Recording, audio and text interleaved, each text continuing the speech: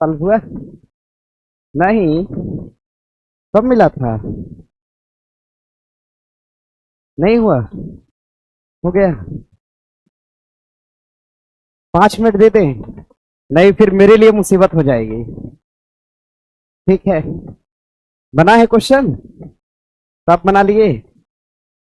क्या बोले क्लास में? क्या बोले फिर से? कुछ नहीं बना है? अच्छा, कुछ कुछ नहीं बना है। आप लोग बनाए? केमिस्ट्री बनाए? करंट अफेयर नहीं बना है?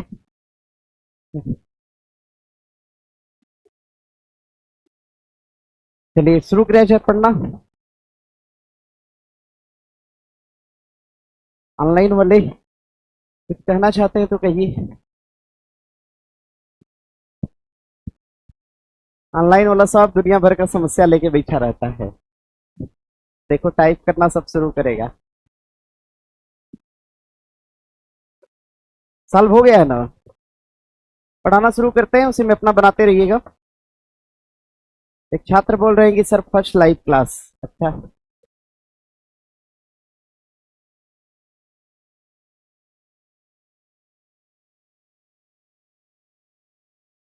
देखिए प्रश्न दिया है, करंट अफेयर का ठीक चल रहा है सारा कुछ? पढ़ा हुआ आ रहा है सब? दिया है कि 22वें राष्ट्रीय ई गवर्नेंस अवार्ड 2025 के संदर्भ में कथनों पर विचार करिए। मटेरियल में है ना ये क्वेश्चन? हाँ, तो देखिए दिया है, इसका आयोजन 9 से 10 जून 2025 आंध्र प्रदेश के विशाखापट्टनम में किया गया। बात सही है? उतना नहीं पढ़ के तो आए नहीं होंगे। ध्यान दीजिएगा, ई गवर्नेंस अवार्ड 2025 का आयोजन 9 से 10 जून आंध्र प्रदेश के कहां करा गया? तो विशाखापट्टनम में। दिया है आगे, ई गवर्नेंस अवार्ड पुरस्कार दिया है मजलिसपुर पंचायत और रजत पुरस्कार रोहिणी ग्राम पंचायत को दिया गया। थोड़ा सा मिस्टेक है भैया, ध्यान दीजिएगा। जो रोहिणी ग्राम पंचायत है, रोहिणी ग्राम पंचायत, इसको अवार्ड कौन सा दिया गया? तो गोल्ड अवार्ड दिया गया। कौन सा? गोल्ड दिया गया। और ध्यान दीजिएगा, जो ग्राम पंचायत आपका मजलिसपुर है, इसको क्या दिया गया? तो सिल्वर दिया गया, रजत दिया गया। ध्यान दीजिएगा, यानी उत्तर स्टेटमेंट दूसरा क्या होगा? गलत हो जाएगा। आइए तीसरे पर, इस पुरस्कार का आयोजन पंचायती राज मंत्रालय द्वारा किया गया। बात अपने आप में क्या है? ठीक है। ध्यान दीजिएगा, उत्तर कौन सा सही हो जाएगा? 1 और 3 सही हो जाएगा। इसको बना लीजिएगा। हाँ, बाकी ध्यान देने वाली बात क्या है इसमें? ध्यान दीजिएगा, रोहिणी ग्राम पंचायत लगा लीजिएगा, इस पे इंपॉर्टेंट लिख लीजिएगा। ये सवाल एग्जाम में आ चुका है, रोहिणी ग्राम पंचायत वाला सवाल एग्जाम में आया हुआ है। अगर हम ग्राम, एक पंखा बंद करेंगे यार, ठंडी लग रही है। चलो, अगर हम ग्राम पंचायत की योजना, अगर हम सुफलाम की बात करते हैं, सुफलाम, अगर हम सुफलाम योजना की बात करते हैं, सुफलाम योजना, सुफलाम योजना जो है, सुफलाम योजना ये शुरू करा गया किसके द्वारा? तो ध्यान रखिएगा, खाद्य और प्रसंस्करण, किसके द्वारा? खाद्य और प्रसंस्करण मंत्रालय द्वारा एक योजना शुरू करी गई, जिसका नाम क्या रखा गया? तो सुफलाम योजना। योजना का नाम रखा गया सुफलाम योजना। ध्यान दीजिएगा, नोट कर लीजिएगा। गांव में संपत्ति कार्ड वितरित किए गए। ध्यान दीजिएगा, भारत के गांवों में संपत्ति कार्ड वितरित किए गए। संपत्ति कार्ड, गांवों में संपत्ति कार्ड दिए गए ताकि पता चल पाए कि जमीन कौन सी किसके नाम पर रजिस्टर्ड है। इसके लिए एक योजना लाई गई थी, संपदा योजना। कौन सी? संपदा योजना। इसके लिए योजना लाई गई थी भारत सरकार द्वारा, संपदा योजना। संपदा योजना इसके लिए लाई गई थी भारत सरकार द्वारा। गांव में संपत्ति कार्ड वितरित किए गए संपदा योजना के तहत। ध्यान दीजिएगा, और ग्राम पंचायत सबसे टॉप पे कौन सा हो जाएगा? रोहिणी। कौन सा होगा? रोहिणी। कौन सा अवार्ड मिला? गोल्ड। आगे बढ़े, यहां से आगे प्रश्न, कमेंट हटाइए जी। यह साहित्य अकादमी युवा पुरस्कार के संबंध में गलत कथन कौन सा है? हिंदी कृति फिर उगना और इसकी विजेता नेहा मणि झा है। बात सही है क्या? सही है? ढूंढना क्या है? अच्छा, गलत ढूंढना है। हिंदी कृति फिर उगना, नेहा मणि झा, इनको दिया गया मैथिली का ना, मैथिली का दिया गया। और हिंदी वाला दिया गया किसको? तो पार्वती तिर्की। ध्यान दीजिएगा, यानी स्टेटमेंट ऑप्शन आपका ए भी ना हो सकता है, नहीं बी। आगे बढ़िए। वर्ष 2025 में डोंगरी भाषा को कोई अवार्ड नहीं मिला। बात अपने आप में क्या है, सही है। जब डोंगरी को अवार्ड नहीं मिला, 24 भाषा का अवार्ड था ये, तो कितनी भाषाओं को मिला, 23 भाषा। खाली अवार्ड कितनी भाषा को दिया गया, 23 भाषाओं को अवार्ड प्रदान किया गया। अवार्ड खाली और खाली 23 भाषाओं को दिया गया, ध्यान दीजिएगा। साहित्य अकादमी साहित्य का सबसे बड़ा और प्रतिष्ठित अवार्ड है, ये भी अपने आप में क्या हो जाएगा, गलत हो जाएगा। साहित्य का सबसे प्रतिष्ठित अवार्ड कौन सा हो जाएगा, ज्ञानपीठ। साहित्य का सबसे बड़ा अवार्ड, साहित्य का सबसे बड़ा अवार्ड की बात करते हैं, सबसे बड़ा अवार्ड कौन सा अवार्ड हो जाएगा, ज्ञानपीठ अवार्ड होगा। साहित्य का सबसे बड़ा अवार्ड हो जाएगा ज्ञानपीठ अवार्ड। एक जरूरी सूचना, आज की क्लास और कल की क्लास थोड़ा सा एफर्ट लगा के कर लीजिए। संभवतः इसके बाद बीपीएससी में शायद कल या परसों में जो सेट चल रहा है अभी फिलहाल वो बंद रहेगा, तो आप लोग के यहाँ टाइम हम थोड़ा सा बढ़ा देंगे, ठीक है। अभी ऐसा परेशान नहीं होना है कि सब तेज पढ़ा रहे, ये नहीं समझ में आ रहा है तो वो नहीं। जाहिर सी बात है कि 75 क्वेश्चन को अगर कंप्लीट डेटा के साथ तेज पढ़ाया जाए तो वही छात्र उसको ऑब्जर्व कर सकता है जो कभी ना कभी पढ़ा हो और अच्छे से पढ़ा हो। थोड़ा सा भी अगर उनसे अंडरस्टैंडिंग करेगा तो उसको एकदम ना समझ में आने वाला है, ठीक है। तो जरा ध्यान दीजिएगा, आप लोग का टाइम जो है वो अपने आप में ठीक हो जाएगा। आज और कल 2 दिन का समय दीजिए, ठीक है। आज पढ़ लीजिए थोड़ा तेज, कल भी पढ़ लीजिएगा, ठीक है। आज तो केमिस्ट्री और फिजिक्स न्यूमेरिकल नहीं ना था 1-2 क्वेश्चन जो भी रहा, ठीक है। थोड़ा समय लगेगा, देखते हैं बाकी। साहित्य का सबसे बड़ा अवार्ड ज्ञानपीठ। हाँ, एक रियूमर मत सेट करिएगा कि तेज पढ़ा रहे हैं ये वो ऐसे तैसे, सब सही हो जाएगा, ठीक है। हाँ, साहित्य का सबसे बड़ा अवार्ड ज्ञानपीठ अवार्ड। ज्ञानपीठ, अब देखो छात्र से मुझे बहुत डर लगता है जी, इसलिए पहले से देखो हम बोल दिए। छात्र क्या बोल देगा कब पता थोड़ी है किसी को। हाँ, अवार्ड की शुरुआत ज्ञानपीठ 1900 कब, 61। उत्तर लगा लीजिएगा सी। क्या यार,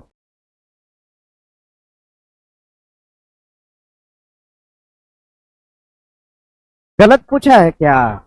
ओ, इसको बना लीजिएगा, सही कथन कौन सा है, सही कथन कौन सा है, सही कथन कौन सा है, ध्यान दीजिएगा। इसको ठीक कर लीजिएगा। आप लोग सॉल्व कैसे किए थे तब, नहीं हुआ था, इसको सही कर, इसको कर दिए थे। ओ चलो ठीक है, फिलहाल बना लीजिएगा। आगे प्रश्न दिया है, लिखने में लगता है मिस्टेक हो गया होगा। आगे प्रश्न दिया है कि पेरिस डायमंड लीग 2025 में क्रमशः रजत और स्वर्ण पदक किसने जीता।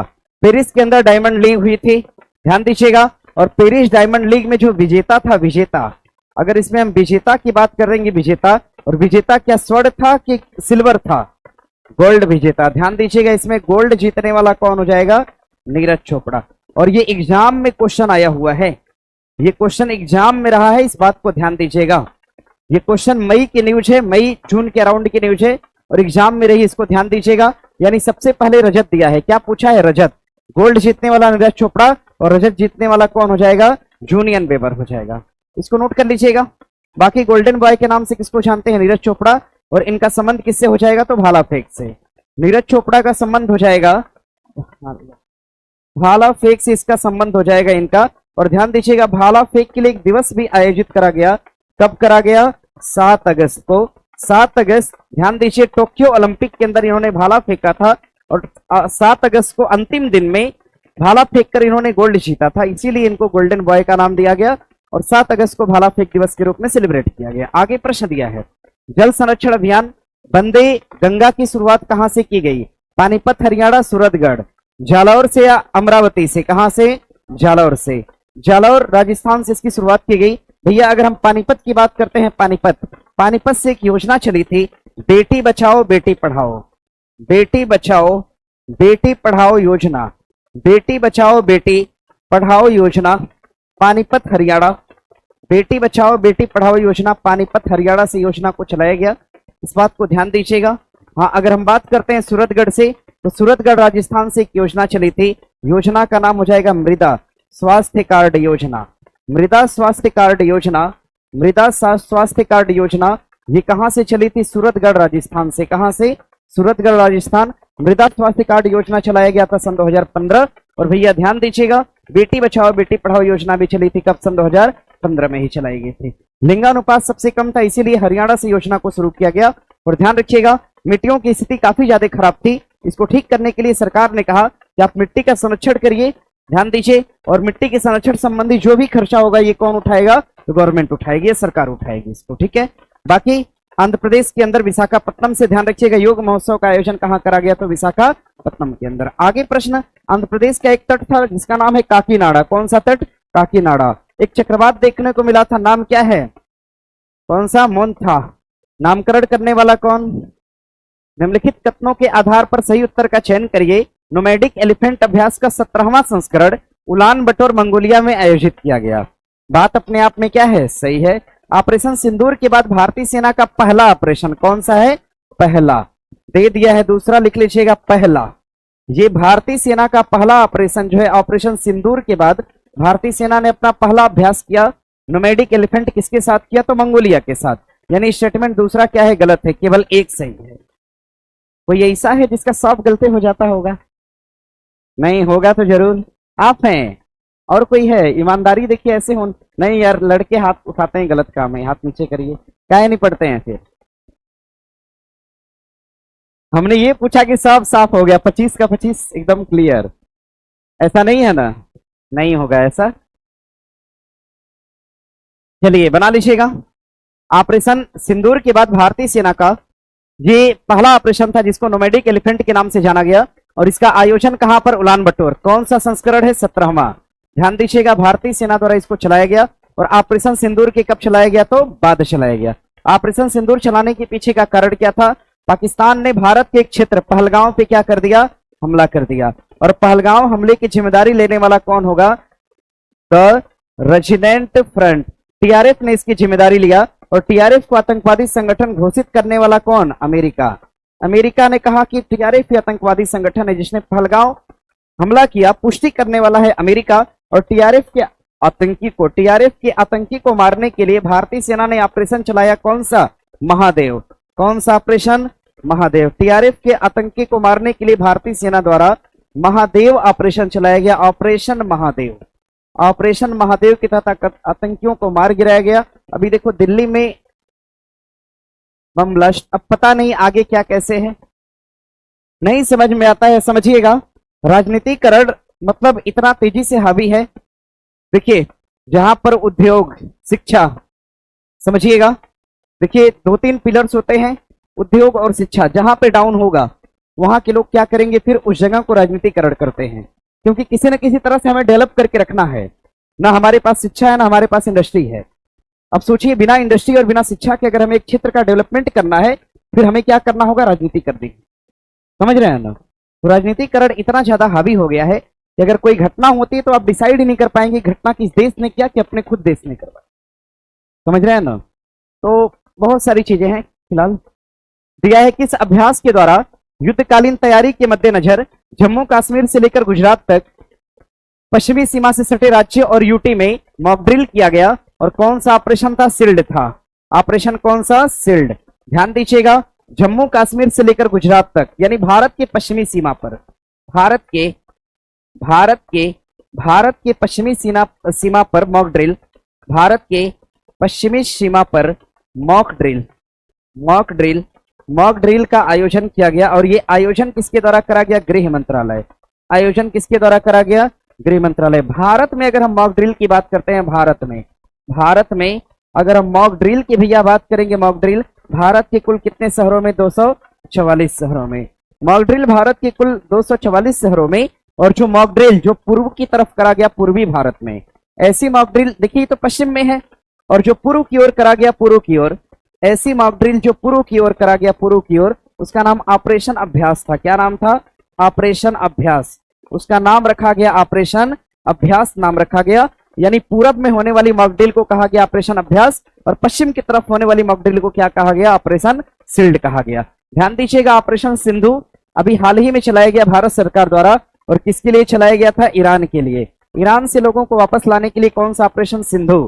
खान क्वेस्ट अभ्यास का आयोजन, इसका आयोजन कहां पर? मंगोलिया। खान क्वेस्ट का आयोजन कहां पर? मंगोलिया। खान क्वेस्ट का आयोजन कहां हो जाएगा? तो मंगोलिया में होगा, मंगोलिया। और आगे दिया है भैया ऑपरेशन टाइगर, छोड़ दीजिएगा, अमेरिका। ठीक है, अमेरिका क्लियर है।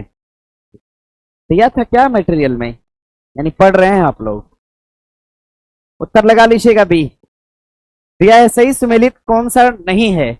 आयुष निवेश सारणी पहल की शुरुआत आयुष मंत्रालय ने, नाम तो लिख ही दिया है तो इसमें कोई दो राय ना होगा। आयुष मंत्रालय की अगर हम स्थापना की बात करते हैं, स्थापना सन 2000 कब 14। आयुष मंत्रालय की स्थापना 2014 और इसके पहले मंत्रालय के मंत्री श्रीपत नायर, कौन बनाए गए थे? श्रीपत नायर। आयुष मंत्रालय के अगर हम फर्स्ट मंत्री की बात करते हैं, पहले मंत्री, इनका नाम क्या हो जाएगा? श्रीपत नायर। क्या नाम होगा? श्रीपत नायर होगा। आगे दिया है प्रतिभा सेतु पोर्टल किसके द्वारा शुरू करा गया? तो यूपीएससी द्वारा। किसके द्वारा? यूपीएससी। और कहा गया कि यूपीएससी का कोई भी छात्र अगर पीटी परीक्षा को पास करता है तो उसके लिए राशि मुहैया कराई जाएगी। राशि कितना? पैसा 1 लाख रुपया। और इसके लिए एक पोर्टल शुरू करा गया, निर्माण पोर्टल। कौन सा पोर्टल? निर्माण पोर्टल शुरू करा गया, निर्माण पोर्टल। और इसकी शुरुआत किसने करा? तो कोयला मंत्रालय। किसने किया? कोयला मंत्रालय। इस निर्माण पोर्टल की शुरुआत करने वाला कौन हो जाएगा? कोयला मंत्रालय होगा। क्लियर है इतना? चलिए, उम्मीद सेंट्रल पोर्टल मानवाधिकार ई गलत हो जाएगा। ठीक है, उम्मीद सेंट्रल पोर्टल जो है ये किसके द्वारा शुरू किया गया? वक्फ बोर्ड द्वारा। अरे वक्फ बोर्ड केवल इसमें सहायक था। मंत्रालय एक बार देख लीजिएगा, अल्पसंख्यक मंत्रालय शायद है क्या? वही है ना? एक बार देख लीजिएगा, अल्पसंख्यक मंत्रालय है, अल्पसंख्यक मंत्रालय। बाकी ठीक है, उत्तर लगा लीजिएगा सी। सी वाला गलत है, बाकी सब ठीक है। आगे आगे प्रश्न दिया है कि द न्यू वर्ल्ड 21वीं सदी का वैश्विक क्रम और भारत, ये एक किताब है, ये एक किताब है नामक पुस्तक किसके द्वारा लिखा गया? श्रीनाथ राघवन द्वारा या राम माधव द्वारा? किसके द्वारा लिखा गया? राम माधव। अरुंधति राय की कोई रचना है क्या? क्या? The God of the orbital कौन लिखा? लिखिएगा द ऑर्बिटल। द ऑर्बिटल किसकी रचना हो जाएगी? द ऑर्बिटल समंथा हार्वी की रचना है। और ध्यान दीजिएगा, कम से कम उसका ख्याल क्लास में जरूर किया करिए कि जो आपका कोई ऐसा दोस्त या भाई हो जिस क्लास में बैठा हो जिसको नहीं आता हो। ठीक है, इसलिए थोड़ा सा संयम रहा करिए। अभी हम बोलते नहीं है तब तक बोल दिए। ठीक है, अब ऐसे ही करोगे एक सप्ताह बोलना ही बंद कर देंगे। खाली आएंगे, जो टॉपिक है उस पर बात चलेगी। ठीक है, आप फिर धीरे धीरे सब पीछे भूल जाएगा। इसको नोट करिएगा। अरे हम इतना पीछे आगे, मतलब 1 साल पीछे करंट क्यों ले जाते हैं? ताकि याद रहे। इसलिए थोड़ी ले जाते हैं कि मेरे सर पे चढ़ो सब। ठीक है, हाँ, नुकसान नहीं, बोलने के लिए हमने आगे मत बोला। नुकसान देखिए उसका होता है जो व्यक्ति इसमें नया आया हुआ है, नया जुड़ेगा, पता चलेगा अच्छा ये सब इतना तेज बोलता है, यानी जीएस बहुत तगड़ा है, हमारे लायक क्लास ही नहीं। ठीक है, क्योंकि ऐसी हमारे पास 2 से 3 सूचना आ गई है कि सर सब बोलता है, हमें शर्म आता है। ठीक है, तो ऐसा ना हो, सबको साथ लेके चलना है। द ऑर्बिटल, अरुंधति राय की बात करते हैं, द गॉड ऑफ। आगे बढ़ेंगे। अंतर्राष्ट्रीय धार्मिक स्वतंत्रता शिखर सम्मेलन 2025 का आयोजन कहां किया गया? पेरिस फ्रांस में, मस्कट ओमान में, दोहा कतर या नैरोबी केन्या? उत्तर क्या होगा? नैरोबी केन्या के अंदर इसका आयोजन किया गया। भैया मस्कट ओमान की हम बात करते हैं तो आपको हमने पढ़ाया है कि क्षमा हिंद महासागर, क्षमा 8वां है, 1 सेकेंड, क्षमा 8वां, हाँ 8वां हिंद महासागर का सम्मेलन कहां पर? तो मस्कट ओमान के अंदर 8वां हिंद महासागर सम्मेलन पूछेगा मस्कट ओमान।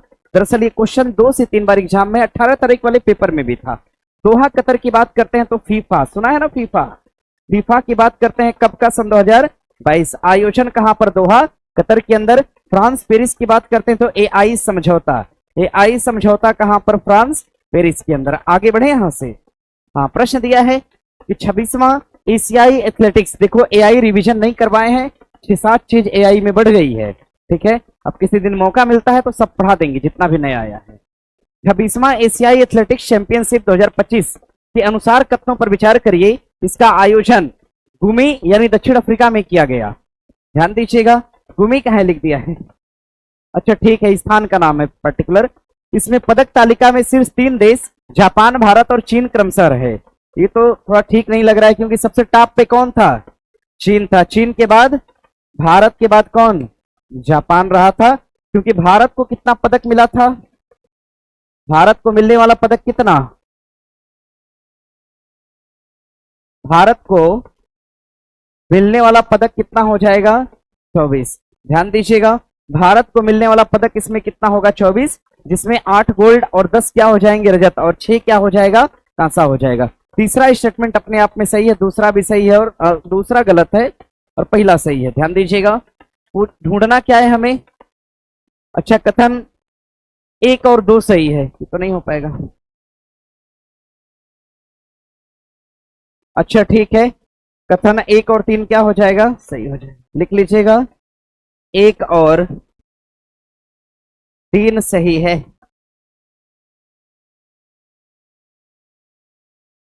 आगे प्रश्न दिया है कि पैसेज अभ्यास 2025 का आयोजन कहां और किन के बीच किया गया?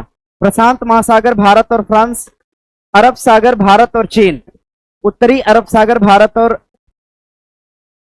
ध्यान दीजिएगा, उत्तरी अरब सागर के अंदर इसका आयोजन किया गया।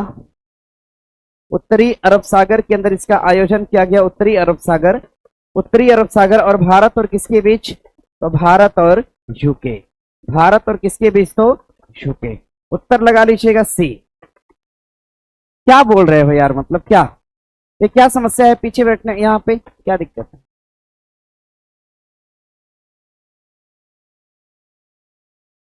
कहां पे क्या लिख दिया है?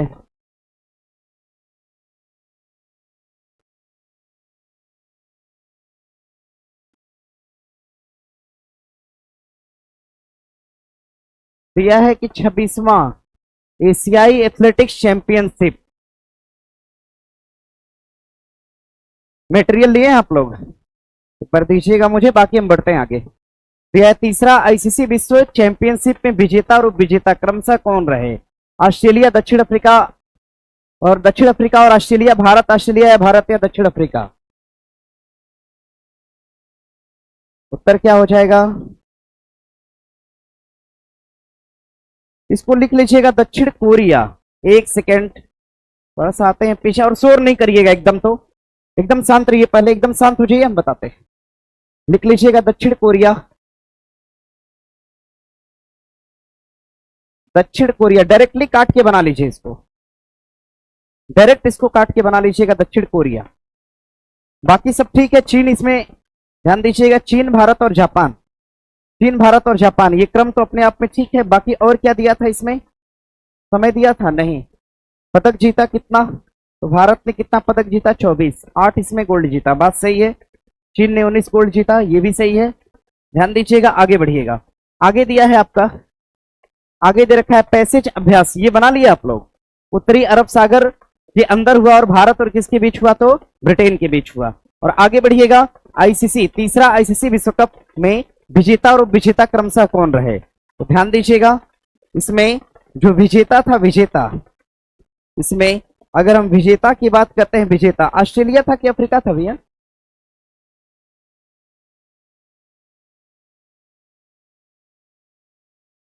विजेता इसमें कौन था? ऑस्ट्रेलिया। विजेता अफ्रीका था ना, वो विजेता ऑस्ट्रेलिया था, अफ्रीका। और उपविजेता क्या हो जाएगा? ऑस्ट्रेलिया।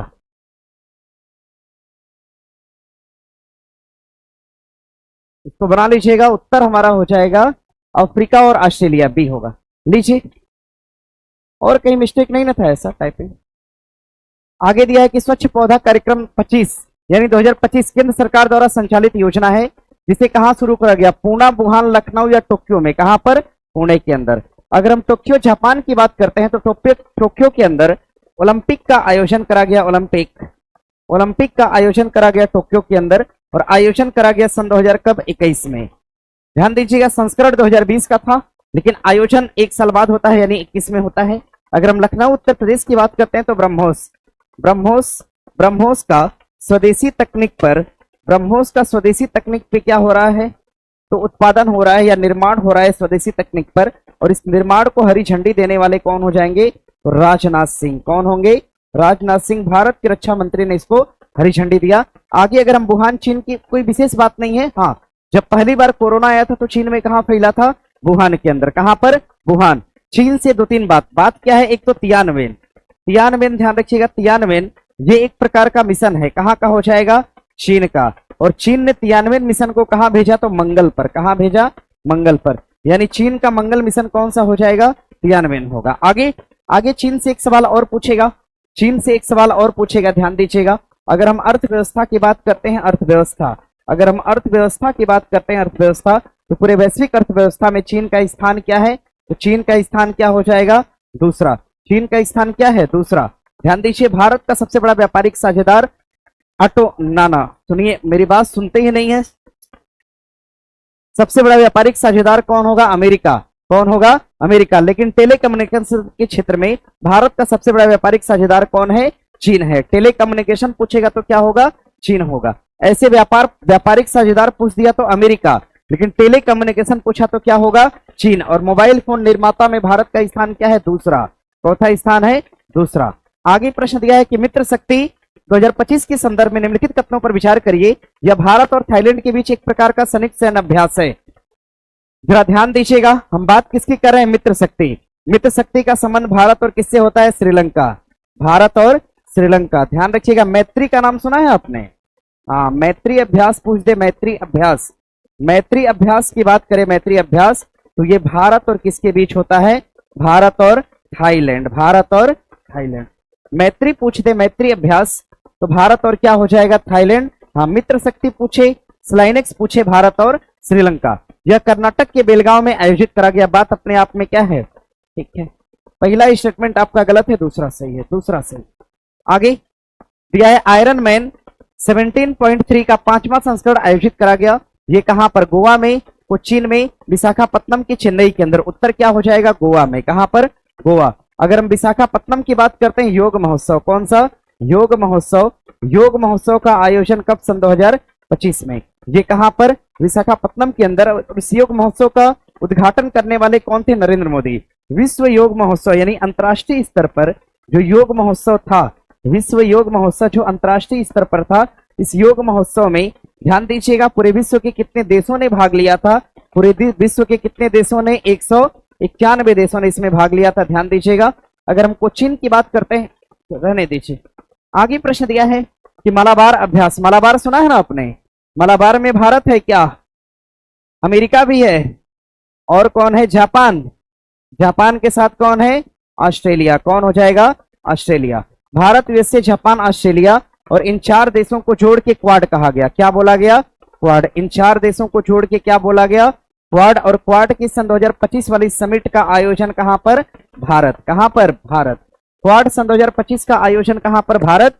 और ध्यान दीजिएगा, भारत के अंदर। और दिया है यह नवंबर 2025 में गुआम में आयोजित एक बहुपक्षीय अभ्यास। गुआम की अगर हम बात करते हैं, एक प्रकार का समुद्री द्वीप है जिसकी अवस्थिति कहां पे हो जाएगी, तो प्रशांत महासागर में। कहां पर, प्रशांत महासागर।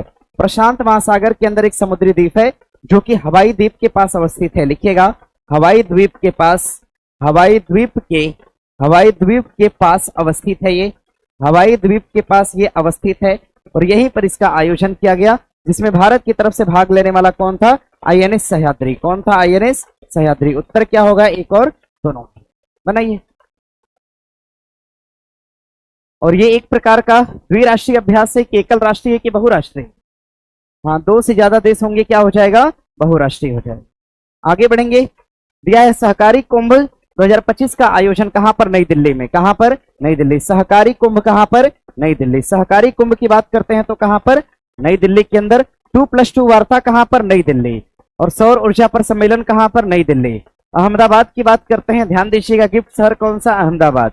यूनेस्को में शामिल पहला शहर कौन सा, भारत का, अहमदाबाद। कौन होगा, अहमदाबाद। कोचीन के अंदर एक एयरपोर्ट है, 100% सोलर संचालित एयरपोर्ट, कौन सा हो जाएगा, कोचीन एयरपोर्ट। कौन होगा, कोचीन एयरपोर्ट। आगे दिया है इसमें स्किन किलोमीटर के बारे में पूछ रखा है। स्किन किलोमीटर के संदर्भ में निम्नलिखित कथनों पर विचार करिए। तमिलनाडु चावल अनुसंधान संस्थान भारत का पहला संस्थान है जहां हाल ही में एक स्किन किलोमीटर स्थापित किया गया। बात अपने आप में क्या है, सही है। तमिलनाडु के चावल अनुसंधान के अंदर स्किन किलोमीटर को बनाया गया, जैसे उसमें जो भी काम करने वाले लोग थे, ठीक है, उनके स्वास्थ्य के लिए, और जहां पे चावल का संरक्षण किया जाना था वहां की मिट्टी, ठीक है, इसकी जांच के लिए और उसकी उर्वरता और उसकी समृद्धि के लिए, उसको बनाए रखने के लिए स्किन टिलोमीटर का प्रयोग किया जाता है। तो तमिलनाडु चावल अनुसंधान में इसका पहला संस्थान है जहां पर इसको लगाया गया, ध्यान दीजिएगा। और यह औरक संवेदन के माध्यम से मिट्टी की पोषक क्षमता को क्या करता है, मापने का काम करता है। उत्तर कौन सा हो जाएगा, एक और दो सही। आगे बढ़िएगा, डायरेक्टली आपसे पूछेगा स्किन टिलोमीटर को कहां लगाया गया, तमिलनाडु में। कहां पर, हाँ आगे चल के सवाल आ सकता है, कहां पे लगाया गया, तमिलनाडु। और किस रिसर्च सेंटर में लगाया गया, तो तमिलनाडु चावल अनुसंधान संस्थान के अंदर लगाया गया, ध्यान दीजिएगा। और इसमें किस किरण का प्रयोग होता है, तो औरक संवेदन। उत्तर क्या होगा, औरक होगा। आगे, राष्ट्रीय विधिक सेवा दिवस 2025 के संदर्भ में निम्नलिखित में से कथनों पर विचार करिए। विधिक सेवा दिवस यह 9 नवंबर को मनाया गया, बात अपने आप में क्या है, ठीक है। यह विधिक सेवा प्राधिकरण अधिनियम 1987 के अधिनियम के उपलक्ष्य में इसको सेलिब्रेट करा गया, ये बात भी अपने आप में क्या है, ठीक है। आगे प्रश्न दिया है कि राष्ट्रीय जल ग्रहण सम्मेलन 2025 के संदर्भ में निम्नलिखित कथनों पर विचार करिए। यह आंध्र प्रदेश के गुंटूर में आयोजित किया गया, सही बात है क्या, थोड़ा सा मिस्टेक है, गलत है। अगर हम राष्ट्रीय जल ग्रहण सम्मेलन की बात करते हैं, जल ग्रहण, राष्ट्रीय जल ग्रहण सम्मेलन, अगर हम राष्ट्रीय जल ग्रहण सम्मेलन की बात करते हैं, देखिए राष्ट्रीय जल ग्रहण सम्मेलन का आयोजन कई जगह पे किया गया है।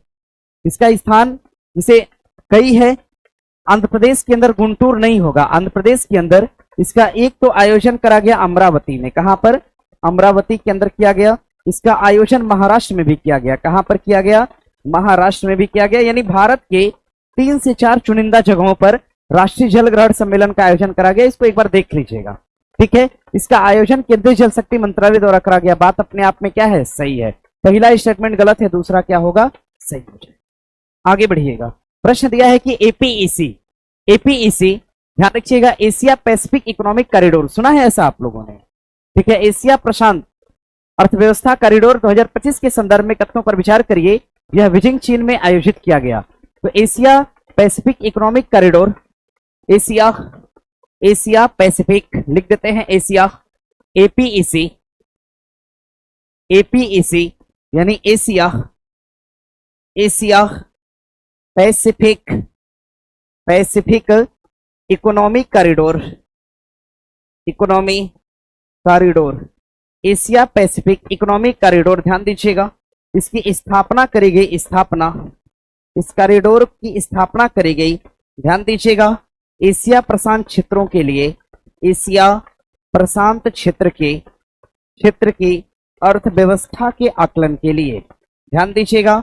एशिया प्रशांत क्षेत्र में अर्थव्यवस्था के आकलन के लिए इसको चलाया गया, अब बनाया गया। एपीईसी में कुल देशों की संख्या कितनी है, 21। क्या भारत भी इसका हिस्सा है क्या, तो भारत इसका हिस्सा नहीं है, भारत इसका हिस्सा नहीं है, ध्यान दीजिएगा, भारत इसमें शामिल नहीं है।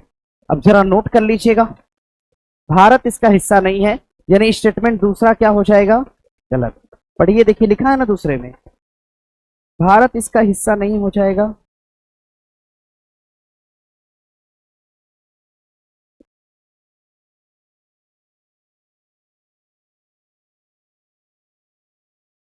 भारत इसका हिस्सा नहीं है, बना लीजिएगा, भारत इसका पार्ट नहीं, यानी एपीईसी में भारत सहित 21 सदस्य हैं, भारत नहीं है भैया, बाकी 21 सदस्य इसमें हैं, ध्यान दीजिए। यानी दूसरा स्टेटमेंट अपने आप में क्या है, गलत है। अब जरा ध्यान दीजिएगा, दिया है इसमें कि एपीईसी 2025 का आयोजन जो है ये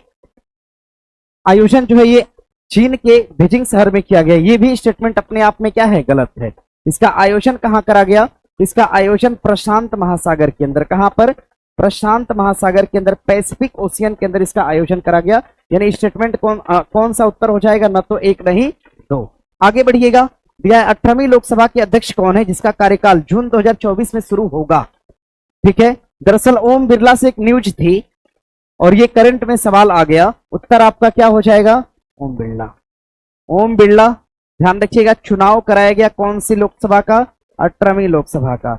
अब 18वीं लोकसभा के चुनाव के तहत ध्यान दीजिएगा, भारत में स्पीकर के तौर पे किसको चुना गया, ओम बिरला को।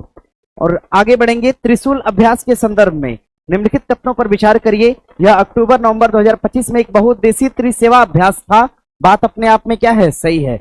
यह पाकिस्तान के साथ भारत की पश्चिमी सीमा पर आयोजित करा गया था, कथन ये भी अपने आप में क्या है, सही है।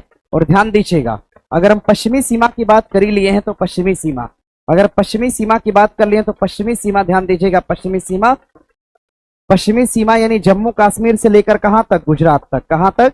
गुजरात। जम्मू कश्मीर से लेकर गुजरात तक एक मॉक ड्रिल चलाया गया, जिसमें कौन से अभ्यास का आयोजन करा गया? तो सील्ड का। किसका आयोजन करा गया? सील्ड का आयोजन। आगे देखिए प्रश्न दिया है कि 2025 में अनुकूलन अंतराल रिपोर्ट यानी रनिंग ऑन एम्प्टी के संदर्भ में कथनों पर विचार करिए। यह रिपोर्ट यूएनईपी द्वारा जारी की गई। बात अपने आप में क्या है? सही है। यूएनईपी का मतलब है यूनाइटेड नेशन एनवायरमेंट प्रोग्राम। ठीक है। इसकी स्थापना कब होती है? 1972 में इसकी स्थापना होती है स्टॉकहोम सम्मेलन के तहत। इसका अनुमान है कि विकासशील देशों के जलवायु अनुकूलन के लिए 2035 तक सालाना 310 से लेकर 365 अरब डॉलर की क्या होगी? तो आवश्यकता होगी। इस बात को ध्यान दीजिएगा, यानी उत्तर दोनों अपने आप में क्या है? सही है। अब जरा ध्यान दीजिएगा, जरा ध्यान दीजिएगा। कहा गया नवीकरणीय ऊर्जा, कहा गया, इसको हम बार बार देखिए रिपीट कर रहे हैं, क्वेश्चन कई जगह मुझे दिख गया है पेपर में। नवीकरणीय ऊर्जा क्षमता जो अभी कितना है? 226 गीगावाट के अराउंड है। इसको बढ़ा के कितना करा जाएगा? 500। और ये लक्ष्य कब तक का है? सन 2030 तक का टारगेट है। आगे 10 नवंबर को 2025 को दिल्ली के लाल किला मेट्रो स्टेशन के पास हुए शक्तिशाली कार विस्फोट को किस कानून के तहत दर्ज किया गया था, जो एक संदिग्ध आतंकी पहलू का संकेत देता है? बताइए। जो आतंकी हमला हुआ भारतीय दंड संहिता के तहत यानी बीएनएस के तहत या राष्ट्रीय सुरक्षा अधिनियम यानी रासुका के तहत की गैर कानूनी गतिविधियां रोकथाम अधिनियम यूएपीए के तहत? किसके तहत? यूएपीए। गैर कानूनी गतिविधियां रोकथाम यानी यूएपीए के तहत। ध्यान दीजिएगा। हाँ, कोई व्यक्ति अगर भारत में रह के अगर किसी भी तरह का अगर गैंगस्टर एक्ट टाइप की अगर कोई गतिविधि करता है तो उसके ऊपर क्या लगाया जाएगा? यूएपीए लगाया जाएगा। ध्यान दीजिएगा इस बात को। और अपने आप में एक प्रकार का कैसा कानून है? तो कठोर कानून है। लिख लीजिएगा यूएपीए। खासकर मतलब इसका उद्देश्य क्या था? तो ध्यान दीजिएगा, इसका उद्देश्य क्या था? तो भारत में सुशासन को, इसका उद्देश्य क्या था? भारत में सुशासन को लागू करना। भारत में सुशासन को लागू करना इसका एकमात्र उद्देश्य है। अब इसमें आने वाले, एक सेकंड, ये वाला है यूएपीए। अब इसमें आने वाले सभी लोग, चाहे वो भारत का हो चाहे बाहर का हो, सभी इसमें क्या होंगे? दायरे में आएंगे इसके। ठीक है। ऐसा व्यक्ति जो भी देशद्रोह करेगा उसके ऊपर क्या लगेगा? तो यूएपीए। बाकी जो व्यक्ति भारत में रहकर और भारत का रजिस्टर्ड नागरिक है और अपने आसपास के क्षेत्र में अगर किसी भी तरह की अशांति फैलाता है उसके ऊपर क्या लगाया जाएगा? तो उसके ऊपर रासुका लगाती है सरकार। क्या लगाती है? रासुका लगाती है। रोलेट एक्ट सुना है? रोलेट एक्ट, बस उसी का दूसरा रूप है ये रासुका। न अपील, न वकील, न ही दलील, सीधे लग जाएगा कानून रासुका। एक काला कानून नहीं है, भारतीय में रहना है। काला कानून का मतलब ऐसी जगह छोड़ दिया जाए, ठीक है, जहां पे आप सामान्य जनजीवन मतलब बिता ही ना पाए, लोगों से संपर्क आपका काट दिया जाए, सोशल मीडिया हटा दिया जाए। ठीक है, सोशल मीडिया हट जाए, लोगों से संपर्क कम हो जाए, लोग आपसे मिलना बंद कर दें, बस खाना नीचे से काल कोठरी है और थोड़ा सा खुला है, खाना उसमें से ठेल दिए, लो खाओ। इस तरह के कानून को हम क्या बोलते हैं? काला कानून। ठीक है, भारत में अब इस तरह की प्रथा अब नहीं है। चलिए लाएंगे काला कानून मतलब क्या ही। चलिए ठीक है। सितंबर 2025 तक भारत के बिजली क्षेत्र के संबंध में कथनों पर विचार करिए। भारत की कुल बिजली स्थापित क्षमता 500 गीगावाट को क्या कर गई है? पार कर गई है। जीवाश्म ईंधन स्रोतों ने पहली बार कुल स्थापित क्षमता में 50% से अधिक का क्या किया? योगदान दिया। और गैर जीवाश्म का मतलब कौन ऊर्जा? सौर ऊर्जा। गैर जीवाश्म का मतलब ऊर्जा कौन सी? सौर ऊर्जा और पवन ऊर्जा। सौर ऊर्जा और पवन ऊर्जा। अच्छा भैया बताइए, सौर ऊर्जा में भारत का स्थान क्या है वैश्विक पटल पे? तीसरा या चौथा? तो पवन ऊर्जा में क्या है? दोनों में तो चौथा होगा नहीं। दिया है सौर ऊर्जा क्षमता, स्थापित क्षमता में 120 गीगावाट से अधिक का क्या करा गया? 120 गीगावाट से अधिक का क्या करती है? तो योगदान देती है। बात अपने आप में क्या है? सही। तीनों कथन सही है, इसको पढ़ लीजिएगा, याद कर लीजिएगा। आगे प्रश्न दिया है घर्षण। अच्छा हाँ, खत्म हो गया। आइए फिजिक्स पे आया है। दिया है फ्रिक्शन के बारे में दिया है। घर्षण के बारे में निम्नलिखित में से कौन सा कथन ठीक है? घर्षण संपर्क में पृष्ठों की प्रकृति पर निर्भर करता है। सही है क्या? हाँ, पृष्ठ की समझिएगा। दिया है घर्षण। अब देखो हाँ नहीं कहोगे तो यही सब गलत बात होती है। नहीं पता है चुप रहिए, क्यों बीच में अटकना।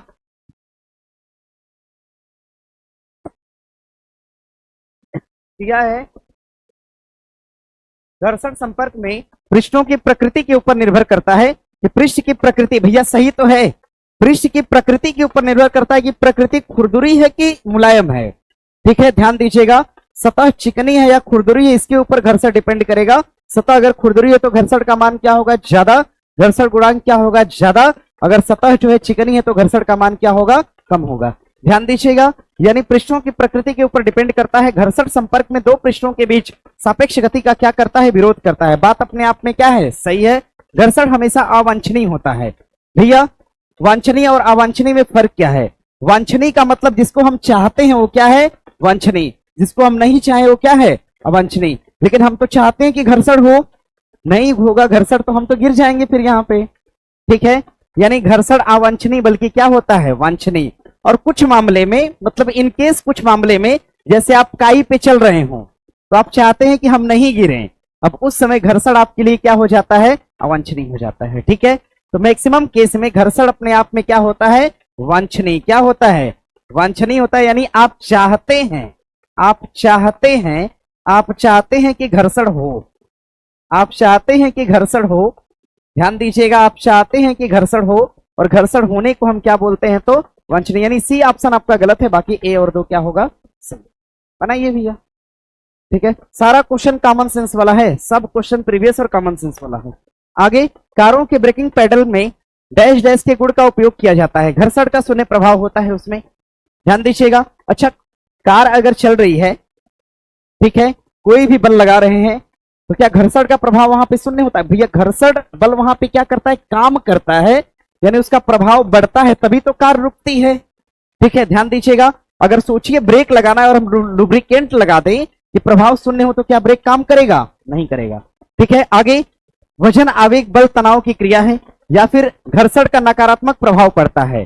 कार चल रही है और हम ब्रेक लगा रहे हैं, तो क्या घर्षण का नकारात्मक प्रभाव है, नहीं नहीं। कार चलने पर ब्रेक लगाना घर्षण का कैसा प्रभाव है, सकारात्मक। कैसा प्रभाव है, सकारात्मक प्रभाव है। और ध्यान दीजिएगा, गति की दिशा में घर्षण का प्रभाव हमेशा क्या होता है, नकारात्मक। क्या होता है, नकारात्मक। लेकिन कुछ जगहों पर, कुछ ऐसे स्थान पर, जैसे कार को ब्रेक लगाना, कैसा घर्षण का प्रभाव है, सकारात्मक। जैसे हम किसी वस्तु को ठेल रहे हैं, नहीं खिंचा रहा है, जैसे हम कुछ भी एक बड़ी चीज लिए, उसको हमने खींचना शुरू किया, नहीं खिंचा रहा है, हमने उसके अंदर कुछ रोलिंग टाइप का लगा दिया, तो खींचना क्या होता है, शुरू हो जाता है। ठीक है, तो वहां पे प्रभाव कैसा है, सकारात्मक। ध्यान दीजिएगा। आगे, आगे दिया है कि घर्षण द्वारा किए गए कार्य का क्षय नहीं होता, बल्कि वह डैश डैश ऊर्जा में क्या होता है, रूपांतरित। कोई भी चीज अगर रगड़ खाती है, घर्षण होता है, तो वहां से क्या होता है, ऊर्जा मुक्त होती है। क्या होती है, ऊर्जा। और कैसी ऊर्जा मुक्त होती है, तापी ऊर्जा। ध्यान दीजिएगा, ऊर्जा कैसे मुक्त होगी, तो तापी ऊर्जा। और ध्यान दीजिएगा, खास करके जो गतिज ऊर्जा है, गतिज ऊर्जा, कौन सी ऊर्जा, गतिज ऊर्जा, इसका कन्वर्जन घर्षण के समय ये किसमें होता है, तो ध्यान रखिएगा, ताप ऊर्जा में। किसमें होता है, ताप ऊर्जा में होता है। ध्यान दीजिए, जब आप दौड़ रहे होते हैं तो आपकी शरीर किससे घर्षण करती है, हवा से। किससे घर्षण करती है, हवा से। जब हवा से घर्षण करती है बॉडी, तो आपकी बॉडी देखते हैं हीट हो जाती है, होती है ना हीट। और उस हीट को मेंटेन करने के लिए बॉडी से क्या निकलता है, पसीना। ध्यान दीजिएगा, यानी जो गतिज ऊर्जा अगर ये घर्षण के तहत कन्वर्ट हो रही है, तो किसमें होगी, ताप ऊर्जा में होगी। आगे प्रश्न दिया है, घर्षण बल द्वारा किया गया कार्य हमेशा धनात्मक होगा, केवल छोटे छोटे घर्षण के बलों के लिए धनात्मक होगा, या बड़े घर्षण बलों के लिए धनात्मक होगा, या फिर हमेशा क्या होगा, ऋणात्मक। ध्यान दीजिएगा, घर्षण द्वारा किया गया कार्य हमेशा और हमेशा क्या होता है, ऋणात्मक। कुछ केस में छोड़कर, जैसे ब्रेक पैडल लगा रहे हो, वहां पे किसी भी वस्तु को खींचने के लिए हम किसी वस्तु का प्रयोग कर लिए। जैसे मुझे अगर किसी भी चीज को खींचना है, जैसे ये है, इसको हम खींच रहे हैं, नहीं खींचा रहे, हमने उसके अंदर ये रोलिंग लगा दिया, अब उसको हम आसानी से क्या कर सकते हैं, खींच सकते हैं। तो उस संबंध में, यानी कुछ ऐसे एक दो जगह हैं, तीन जगह हैं, जहां पर घर्षण का प्रभाव क्या होता है, सकारात्मक, अन्यथा घर्षण हमेशा क्या होता है, ऋणात्मक ही होता है। आगे, किस प्रकार के घर्षण को स्वयं समायोजन बल माना गया है। ठीक है, ध्यान दीजिएगा, अगर ये वस्तु यहां पर रखी गई है, ये वस्तु यहां पर रखी गई है, तो इसमें एक प्रकार का घर्षण है, और अपनी जगह पे जब बैठी हुई है, तो इसमें कौन सा है, ऊर्जा कौन सी है, तो स्थितिज। कैसी ऊर्जा है, स्थितिज। ध्यान दीजिएगा, अब इसके अंदर जो घर्षण बना है, ये गतिज घर्षण है कि अभिकेंद्र घर्षण है कि घूर्णन घर्षण है कि स्थैतिक घर्षण है। ठीक है, जब ऊर्जा स्थितिज है वस्तु में, तो उसके अंदर लगा हुआ घर्षण कैसा होगा, स्थैतिक होगा। तेजी से पकड़ा हुआ, अगर उसको हम ठेलने का प्रयास करेंगे तो हमें एनर्जी क्या देनी होगी, ज्यादा देना। आगे देखिए प्रश्न दिया है, किस विकल्प का चयन करिए जो, अच्छा ठीक है, दिया है चिकनी सतह की तुलना में एक वस्तु खुरदरी सतह पर कम फिसलती है। बात क्या है, कॉमन सी बात है कि सतह अगर चिकनी है तो ज्यादा फिसलेगी, खुरदरी है तो कम फिसलेगी। जब सतह खुरदरी होती है तो घर्षण बल बढ़ता है। बात अपने आप में क्या है, सही है, ध्यान दीजिएगा, बात अपने आप में सही है। सतह खुरदरी होने के कारण घर्षण बल क्या होता है, बढ़ जाता है। इसी कारण से खुरदरी सतह पर वस्तुएं क्या होती हैं, तो कम फिसलती हैं। ध्यान दीजिएगा, दोनों कथन अपने आप में क्या है, सही है और व्याख्या भी है। बनाइए, आगे बढ़े यहां से। हाँ, प्रश्न दिया है कि निम्नलिखित में से कौन सा घर्षण का सही क्रम है। घर्षण बल सबसे अधिक किस में लगता है, तो स्थैतिक में। कहां पर, स्थैतिक। कहां पर लगेगा, स्थैतिक। उसके बाद किस में लगेगा, सर्पी में। कहां पर, सर्पी में। सर्पी के बाद कहां, घूर्णन में। कहां पर, घूर्णन में। ध्यान दीजिएगा, लुढ़काना ज्यादा आसान होता है, ठीक है। अच्छा ये बताइए, खींचना ज्यादा बेहतर है कि ठेलना, क्या है, ठेलना ज्यादा बेहतर है, ठीक है। अगर ऊंचाइयों पर देखते हैं, कोई गाड़ी अगर चढ़ा रहा होता है व्यक्ति, तो क्या करता है, पीछे की तरफ ले जाता है गाड़ी को, पीछे करके बैक करके चढ़ाता है, क्योंकि खींचने से ज्यादा अच्छा क्या है, ठेलना, ठीक है। इसीलिए गाड़ियों के पहिए में जो इंजन होता है उसको खास करके बड़ी गाड़ियों में हम कहां लगाते हैं, तो रियर एक्सल में। कहां लगाते हैं, रियर एक्सल में। गाड़ियों में देखेंगे जो इंजन होता है, इंजन का प्रभाव खास करके जो बड़ी गाड़ियां, छोटी गाड़ियां नहीं, बड़ी गाड़ियों में इंजन का प्रभाव कहां होता है, रियर एक्सल में। कहां होता है, रियर एक्सल में। और ये फ्रंट एक्सल होता है, यानी रियर यानी पीछे वाले पहिए में इंजन का प्रभाव होता है, क्योंकि ठेलना क्या है, ज्यादा आसान है खींचने की अपेक्षा। चलिए आगे, अच्छा उत्तर क्या होगा इसका, सी हो जाएगा। आगे दिया, निम्नलिखित में से कौन सा कथन ठीक है। रोलिंग घर्षण सर्पी घर्षण से ज्यादा अधिक होता है। भाई ध्यान दीजिएगा, हमने कहा स्थैतिक, क्या बोला हमने, स्थैतिक बोला। स्थैतिक से कम क्या होता है, सर्पी। क्या होता है, सर्पी। और सर्पी से कम क्या होता है, रोलिंग होता है। क्या होता है, रोलिंग होता है। सर्पी से कम क्या होगा, रोलिंग होगा। लेकिन दिया रोलिंग घर्षण सर्पी से ज्यादा होता है, ज्यादा होगा। ध्यान दीजिएगा, रोलिंग घर्षण सर्पी से क्या होता है, कम होता है। ध्यान दीजिएगा, सरकाना आसान है लुढ़काने की बजाय, ठीक है। ध्यान दीजिएगा, देखिए पेन है, सरका लिए। अगर सरफेस चिकनी है तो ऐसे सरक जाएगी, ठीक है, लुढ़काना होगा, सेम वही प्रतिक्रिया होगी। आगे, द्रवों द्वारा लगाए गए घर्षण बल को कर्षण या ड्रैग कहा जाता है। बात अपने आप में क्या है, ठीक है। क्या लगा दें उत्तर, केवल 2 से दिया है। और ये जो है द्रव द्वारा लगाया गया घर्षण बल, जो ड्रैग होता है, ड्रैग इतना ज्यादा खतरनाक होता है कि आपने देखा होगा नदियों का किनारा, ठीक है। नदी क्या करती है, नदी का पानी ड्रैग करता है और किनारे को क्या करता है, काट देता है। कितनी बड़ी भी चट्टान होगी, नदी का पानी बार बार उससे ड्रैग करेगा तो चट्टान क्या होती है, कट जाती है। चट्टानों का जो निच्छालन है नदियों द्वारा, उसको ड्रैग कहा गया। क्या बोला गया, ड्रैग। और उसी से एक शब्द निकल के आया, ड्रैगन। क्या निकल के आया, ड्रैगन। ड्रैगन जैसे भूत वगैरह में आप लोग पढ़ते हैं, ठीक है। हाँ, ड्रैगन एक प्रकार का फल भी है। आगे बढ़ेंगे कि घर्षण सतहों की चिकनाई पर निर्भर करता है। बात क्या है, ठीक है, सतह की चिकनाई पर डिपेंड करेगा घर्षण, नहीं करेगा, आया नहीं करेगा। अच्छा, घर्षण क्षेत्रफल यानी एरिया के ऊपर डिपेंड करता है क्या, करेगा, नहीं करेगा यार। एरिया हम कितना हो बड़ा कर दें, लेकिन हम सरफेस को अगर चिकनी रखें तो कोई समस्या है हमें, एकदम नहीं दिक्कत है। आगे, हमेशा लागू बलों का परावर्तित करता है, संचालित करता है, विरोध करता है कि जोड़ता है। घर्षण हमेशा किसी भी बल का क्या करेगा, करेगा, ठीक है। संचालन घर्षण कहां करता है भाई, बॉल बेरिंग का उपयोग स्थैतिक घर्षण को निम्नलिखित में से किसमें परिवर्तित करने के लिए किया जाता है।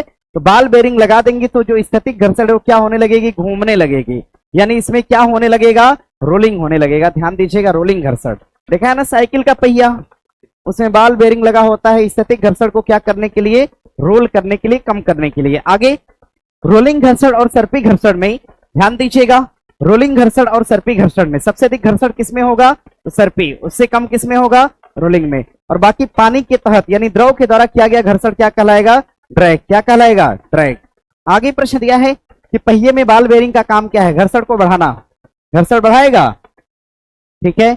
गतिज ऊर्जा को लोटनिक घर्षण में परिवर्तित करना या स्थितिज ऊर्जा को गतिज घर्षण में बदलना, या मात्र सुविधा के लिए। ध्यान दीजिएगा, एक पहिया के अंदर बॉल बेरिंग का प्रयोग कर दिया जाता है, एक पहिया के अंदर बॉल बेरिंग का क्या करा जाता है, प्रयोग करा जाता है कि घर्षण स्थैतिक था, लेकिन अब जब बॉल बेरिंग लगा देंगे तो घर्षण कैसा हो जाएगा, गतिज होगा। क्या हो जाएगा? गतिज घर्षण। उत्तर क्या हो जाएगा? सी होगा। आगे प्रश्न दिया है कि कथन दिया है बल का परिमाण और दिशा दोनों होता है। आगे तो परिमाण दिशा दोनों है तो राशि क्या हो जाएगी? आगे सर्पी घर्षण स्थैतिक घर्षण से कम होता है। बात सही है भैया। सर्पी घर्षण जो होता है, सरकने वाला जो घर्षण होता है, स्थैतिक से क्या होता है? कम होता है। बात अपने आप में क्या है? दोनों कथन क्या है? आगे दिया है किसी खुरदुरी क्षैतिज मेज पर, ये सीडीएस में पूछा था सवाल, और दिया था किसी खुरदुरी क्षैतिज मेज पर एक ब्लॉक फिसल रहा है। घर्षण बल द्वारा किए गए कार्य के लिए निम्नलिखित में से कौन सा सही है? ठीक है, देखिए घर्षण बल उस पर काम कर रहा है और ब्लॉक धीरे धीरे क्या हो रहा है? फिसल रहा है। क्या हो रहा है? फिसल रहा है। आगे इससे ब्लॉक की केवल स्थितिज ऊर्जा परिवर्तित हो रही है। ब्लॉक की केवल स्थितिज ऊर्जा यानी अपने जगह अपने जड़त्व को बनाए हुए था, स्थित था, स्थितिज ऊर्जा उसके अंदर थी, लेकिन जब वो फिसलना शुरू कर दिया तो केवल स्थितिज ऊर्जा उसकी परिवर्तित हो रही है। केवल भैया स्थितिज कैसे? गति भी तो कर रहा है, कर रहा है ना गति, यानी गतिज ऊर्जा परिवर्तित हो रही है। आगे इससे ब्लॉक की केवल आंतरिक ऊर्जा परिवर्तित होती है। भैया केवल आंतरिक ऊर्जा नहीं, इससे ब्लॉक की केवल आंतरिक तथा गतिज ऊर्जा। ध्यान दीजिएगा, आंतरिक ऊर्जा तो परिवर्तित होती है, लेकिन साथ में कौन सी ऊर्जा होती है? गतिज ऊर्जा परिवर्तित होती है। लगा लीजिएगा, ज्यादा ठीक उत्तर आपका सी हो जाएगा। हाँ, आगे प्रश्न दिया है तालाब के मैल या शैवाल वाले रास्ते पर चलना कठिन हो जाता है, ठीक है, और उस पर हम फिसलते हैं। कारण क्या है? क्योंकि घर्षण बल क्या होता है? घर्षण बल क्या होता है? ध्यान दीजिएगा, गति का जड़त्व या घर्षण बल शून्य होता है। शून्य रहेगा तो हम खड़े नहीं हो पाएंगे। पहले तो दिया है पैरों और पथ के बीच घर्षण बढ़ता नहीं है, बल्कि क्या होता है? अच्छा, हम यहाँ पे खड़े हैं और ये फिसल नहीं रहा है, यानी घर्षण बल क्या है? ज्यादा। घर्षण बल क्या है? ज्यादा है। ठीक है, आगे देखिए प्रश्न दिया है एक भारी लोहे के बक्से को जमीन पर रखा जाता है। सेम सवाल पूछा बीपीएससी ने, सेम सवाल पूछा बीपीएससी ने, लेकिन वो अलग था, ये क्या है? अलग है। ठीक है, अच्छा सुनिए, एक बात सोचिएगा, अगर कोई वस्तु यहाँ पे है, ठीक है, इसके अंदर घर्षण जो भी हो, जो भी घर्षण हो, मुझे नहीं पता, घर्षण का फोर्स जो भी हो, ठीक है, अब हम इस पे बल लगा रहे हैं, ठीक है, तो जब तक घर्षण के बराबर बल नहीं लगाएंगे तब तक वस्तु अपने स्थान से हिलेगी नहीं। ध्यान दीजिए, घर्षण के बराबर बल लगाने पर वस्तु अपने जगह से हिलना क्या करती है? प्रारंभ करती है। यानी जब घर्षण के बराबर अगर बल लगेगा, घर्षण के बराबर अगर बल लगेगा तो वस्तु क्या होगी? हिलना प्रारंभ करेगी। क्या होगी? हिलना प्रारंभ करती है। वस्तु हिलना प्रारंभ करती है। जब घर्षण के बराबर बल लगेगा तो वस्तु हिलना प्रारंभ करती है। और ध्यान दीजिएगा, जब घर्षण बल कम होगा और लगाया गया बल ज्यादा होगा तो वस्तु तेजी से गति करेगी। क्या करेगी? तेजी से क्या करेगी? गति करेगी। तेजी से क्या करेगी? गति करेगी। ध्यान दीजिए, यानी उत्तर दोनों में से कोई हो सकता है। यह क्या है? बक्से को धक्का देने की कोशिश करता है तो बक्सा गति करता ही नहीं है। हमने कहा बक्सा हिल गया, हिलने का मतलब घर्षण बल क्या होगा? बराबर। तेजी से गति कर दिया यानी घर्षण बल ज्यादा होगा और लगाया गया बल, एक सेकेंड, ओ सुनिए सुनिए, घर्षण बल ज्यादा है ना तो वस्तु हिलेगी ही नहीं। वस्तु हिलेगी ही नहीं, वस्तु हिलेगी ही नहीं। अब जरा ध्यान दीजिएगा, सुनिए, एक भारी लोहे के बक्से को जमीन पर रखा जाता है, व्यक्ति 200 न्यूटन का बल लगाता है, ठीक है, कोई एक बक्सा है और इस पर एक व्यक्ति ने 200 न्यूटन का एक फोर्स लगाया, ठीक है, अगर बक्सा अगर हिलना प्रारंभ कर दे तो ध्यान दीजिएगा इसके अंदर का जो घर्षण बल है वो भी कितना है? तो 200 न्यूटन ही है। यही पूछा था ना बीपीएससी ने कि 200 न्यूटन का बाहरी बल लगा, वस्तु ने हिलना प्रारंभ किया तो घर्षण बल, औसतन घर्षण बल क्या होगा? तो 200 न्यूटन, मतलब समान होगा। ध्यान दीजिएगा, दिया क्या है? बक्सा गति नहीं करता है, दिया है धक्का लगाने की कोशिश करता है लेकिन बक्सा गति नहीं करता है। एकदम जब वस्तु पर बल ही न लगे तो घर्षण बल ज्यादा है और लगाया गया बल क्या है? कम है। ध्यान दीजिए, दिया है इसमें कि बल तो लगा, कितना बल लगा? 200 न्यूटन, यानी यहां पे वर्क हुआ लेकिन वस्तु हिली नहीं। अब इसमें देखिए है क्या, हो सकता है थोड़ा सा बल अगर ज्यादा लगाया जाता, हो सकता है 201 न्यूटन बल की आवश्यकता होती तो वस्तु थोड़ी सी क्या होती? हिल जाती। ठीक है, ध्यान दीजिएगा, या फिर कुछ ऐसा हो सकता था कि वस्तु का जो घर्षण बल था ये 200 से काफी क्या है? ज्यादा है, 200 से बहुत क्या है? ज्यादा है, इसलिए वस्तु हिली अपने जगह से नहीं। यानी दोनों क्रिया हो सकती है। तो ध्यान दीजिएगा, बराबर भी हो सकता है और बल घर्षण का क्या हो सकता है? ज्यादा भी हो सकता है। क्योंकि समझिएगा, बल लगाया जा रहा है, बल लगाया जा रहा है। सोचिए सोचिए अगर ये वस्तु है, अगर हम इसमें खाली 50 न्यूटन लगाए लेकिन वस्तु नहीं हिली, हो सकता है बल लगाने के लिए 51 न्यूटन चाहिए, हो सकता है 51 न्यूटन चाहिए। भाई हमने बल तो लगाया, बल लगाया ना, ठीक है। हो सकता है इस वस्तु की कीमत भी 50 ही हो और इक्वल हो जाए, ठीक है, केवल वस्तु हिल के रह जाए लेकिन अपने स्थान से विस्थापित ना हो, यह भी केस हो सकता है। या हो सकता है कि इसका जो घर्षण बल है वो कितना हो, 51 kg हो, इसलिए वस्तु ना हिले। दोनों केस हो सकता है, इसलिए हमने कहा कि या तो बल बराबर हो सकता है या फिर घर्षण बल ज्यादा और लगाया गया बल क्या हो सकता है, कम हो सकता है। उत्तर क्या होगा, सी होगा। आगे, एक सड़क पर चल रहे कार के पहिए के बारे में कौन सा विकल्प सही है। पहिया, जब पहिया खड़ा होता है तो इसमें क्या होता है, स्थैतिक होता है। क्या होता है, स्थैतिक। पहिया धीरे धीरे क्या करता है, चलना प्रारंभ करता है। जब ये चलना प्रारंभ करता है तो ये क्या करता है, लौटता है। क्या होता है, लौटता। लौटेगा की गति करेगा, लौटेगा। क्या करेगा, धीरे धीरे लौटना प्रारंभ करेगा। धीरे धीरे लौटना क्या करेगा, प्रारंभ करेगा, यानी लौटनिक होगा। और धीरे धीरे ये क्या करेगा, मोशन पकड़ेगा, यानी क्या करेगा, गति करेगा। तो एक पहिए की हम बात कर रहे हैं, पहिए की बात कर रहे हैं, तो पहले स्थैतिक घर्षण होता है, उसके बाद लौटनिक होता है, उसके बाद क्या होता है, गतिज होता है। आगे प्रश्न दिया है कि निम्नलिखित में से कौन सा संपर्की बल है, ऐसा बल जो बिना संपर्क किए लगे ही ना। घर्षण तो बिना संपर्क के लगेगा नहीं भैया, ठीक है। चुंबकीय बल हो सकता है, क्योंकि एक सुई को अगर समानता छोड़ दिया जाए तो उत्तर की ओर संकेत करती है। कारण क्या है कि चुंबकत्व बल उस पर काम कर रहा है, भले चुंबक उस पर चिपका ना हो लेकिन बल क्या है, काम कर रहा है। ध्यान दीजिएगा, यानी दूसरा क्या है, गलत है। अब जहां जहां दू है उत्तर होगा नहीं होगा। आइए देखते हैं गुरुत्व, अब तो उत्तर लगाना ही होगा फिर तो एक सही। ग्रेविटेशन बल तो हमें दिखाई नहीं देता है, केवल काम ही करता है। और पृथ्वी पर सामान्यता बल कौन सा है, तो ग्रेविटेशन है। और सबसे बड़ा बल कौन सा है, तो नाभिक है। क्या है, नाभिक। यदि दो रुक्ष सतहों को पॉलिश किया जाए, यानी खुरदुरी सतह को क्या कर दिया, पॉलिश कर दिया, और संपर्क में रखा गया, और संपर्क में रखा जाता है, तो दोनों के बीच का घर्षण बढ़ेगा कि घटेगा, क्या होगा, घट जाएगा, ठीक है। आगे स्लो होगा, स्लो क्या है, क्या स्लो,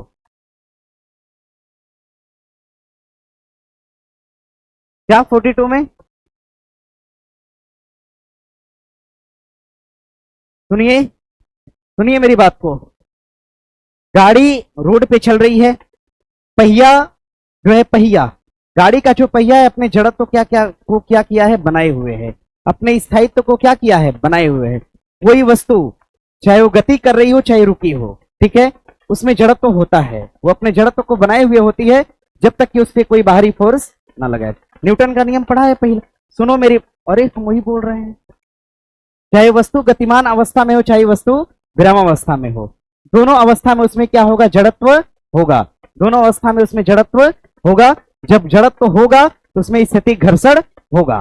ध्यान दीजिएगा, यानी जब पहिया रोड पे चल रहा होता है तो उसमें सबसे पहले स्थैतिक घर्षण होता है ताकि वो रोड पर अपने बैलेंस को बनाए रखे। नहीं तो भैया एरोप्लेन की तरफ फिर तो गाड़ी उड़ जाएगी ना, समझ रहे हैं। देखिए कोई वस्तु चाहे गतिमान अवस्था में है चाहे अपने विरामावस्था में है, वस्तु अपने जड़त्व को क्या करती है, बनाए रखती है।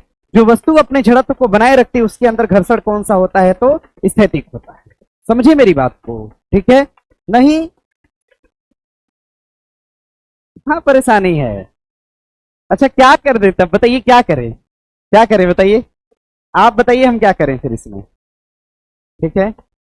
आप बताइए हम इसमें क्या कर सकते हैं, और गतिज को पहले ला दे। हाँ एक चीज समझिए ना, थोड़ा सुनिए मेरी बात को। अच्छा देखो, पहिया हटाओ, गाड़ी को हटाओ और पहिया हटाओ। देखो हम चल रहे हैं, हम देखो चल रहे हैं, ठीक है। क्या मेरे अंदर स्थैतिक घर्षण है या नहीं है ना। अगर नहीं होता तो हम गिर जाते, क्या नहीं होता तो हम गिरते फिर, ठीक है। अब शांत रहिए, चुप रहिए। अब उत्तर लगाए सी, अब बढ़ेंगे आगे। अरे जब हम बता रहे हैं कि वस्तु चाहे गतिमान हो चाहे रुकी हो, ध्यान दीजिएगा आगे। अब मत बात करो, मत शोर करो, हो गया ना। दिया है एक सीढ़ी किसी सुचारू भूमि पर विरामावस्था पर है, एक सीढ़ी कहीं पे लगी हुई है, ध्यान दीजिएगा। एक रुक्ष ऊर्ध्वाधर दीवार के विपरीत झुका हुआ है।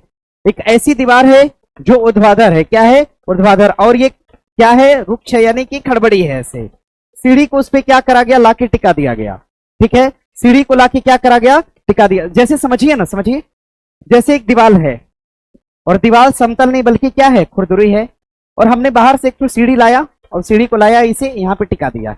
यही होता है ना।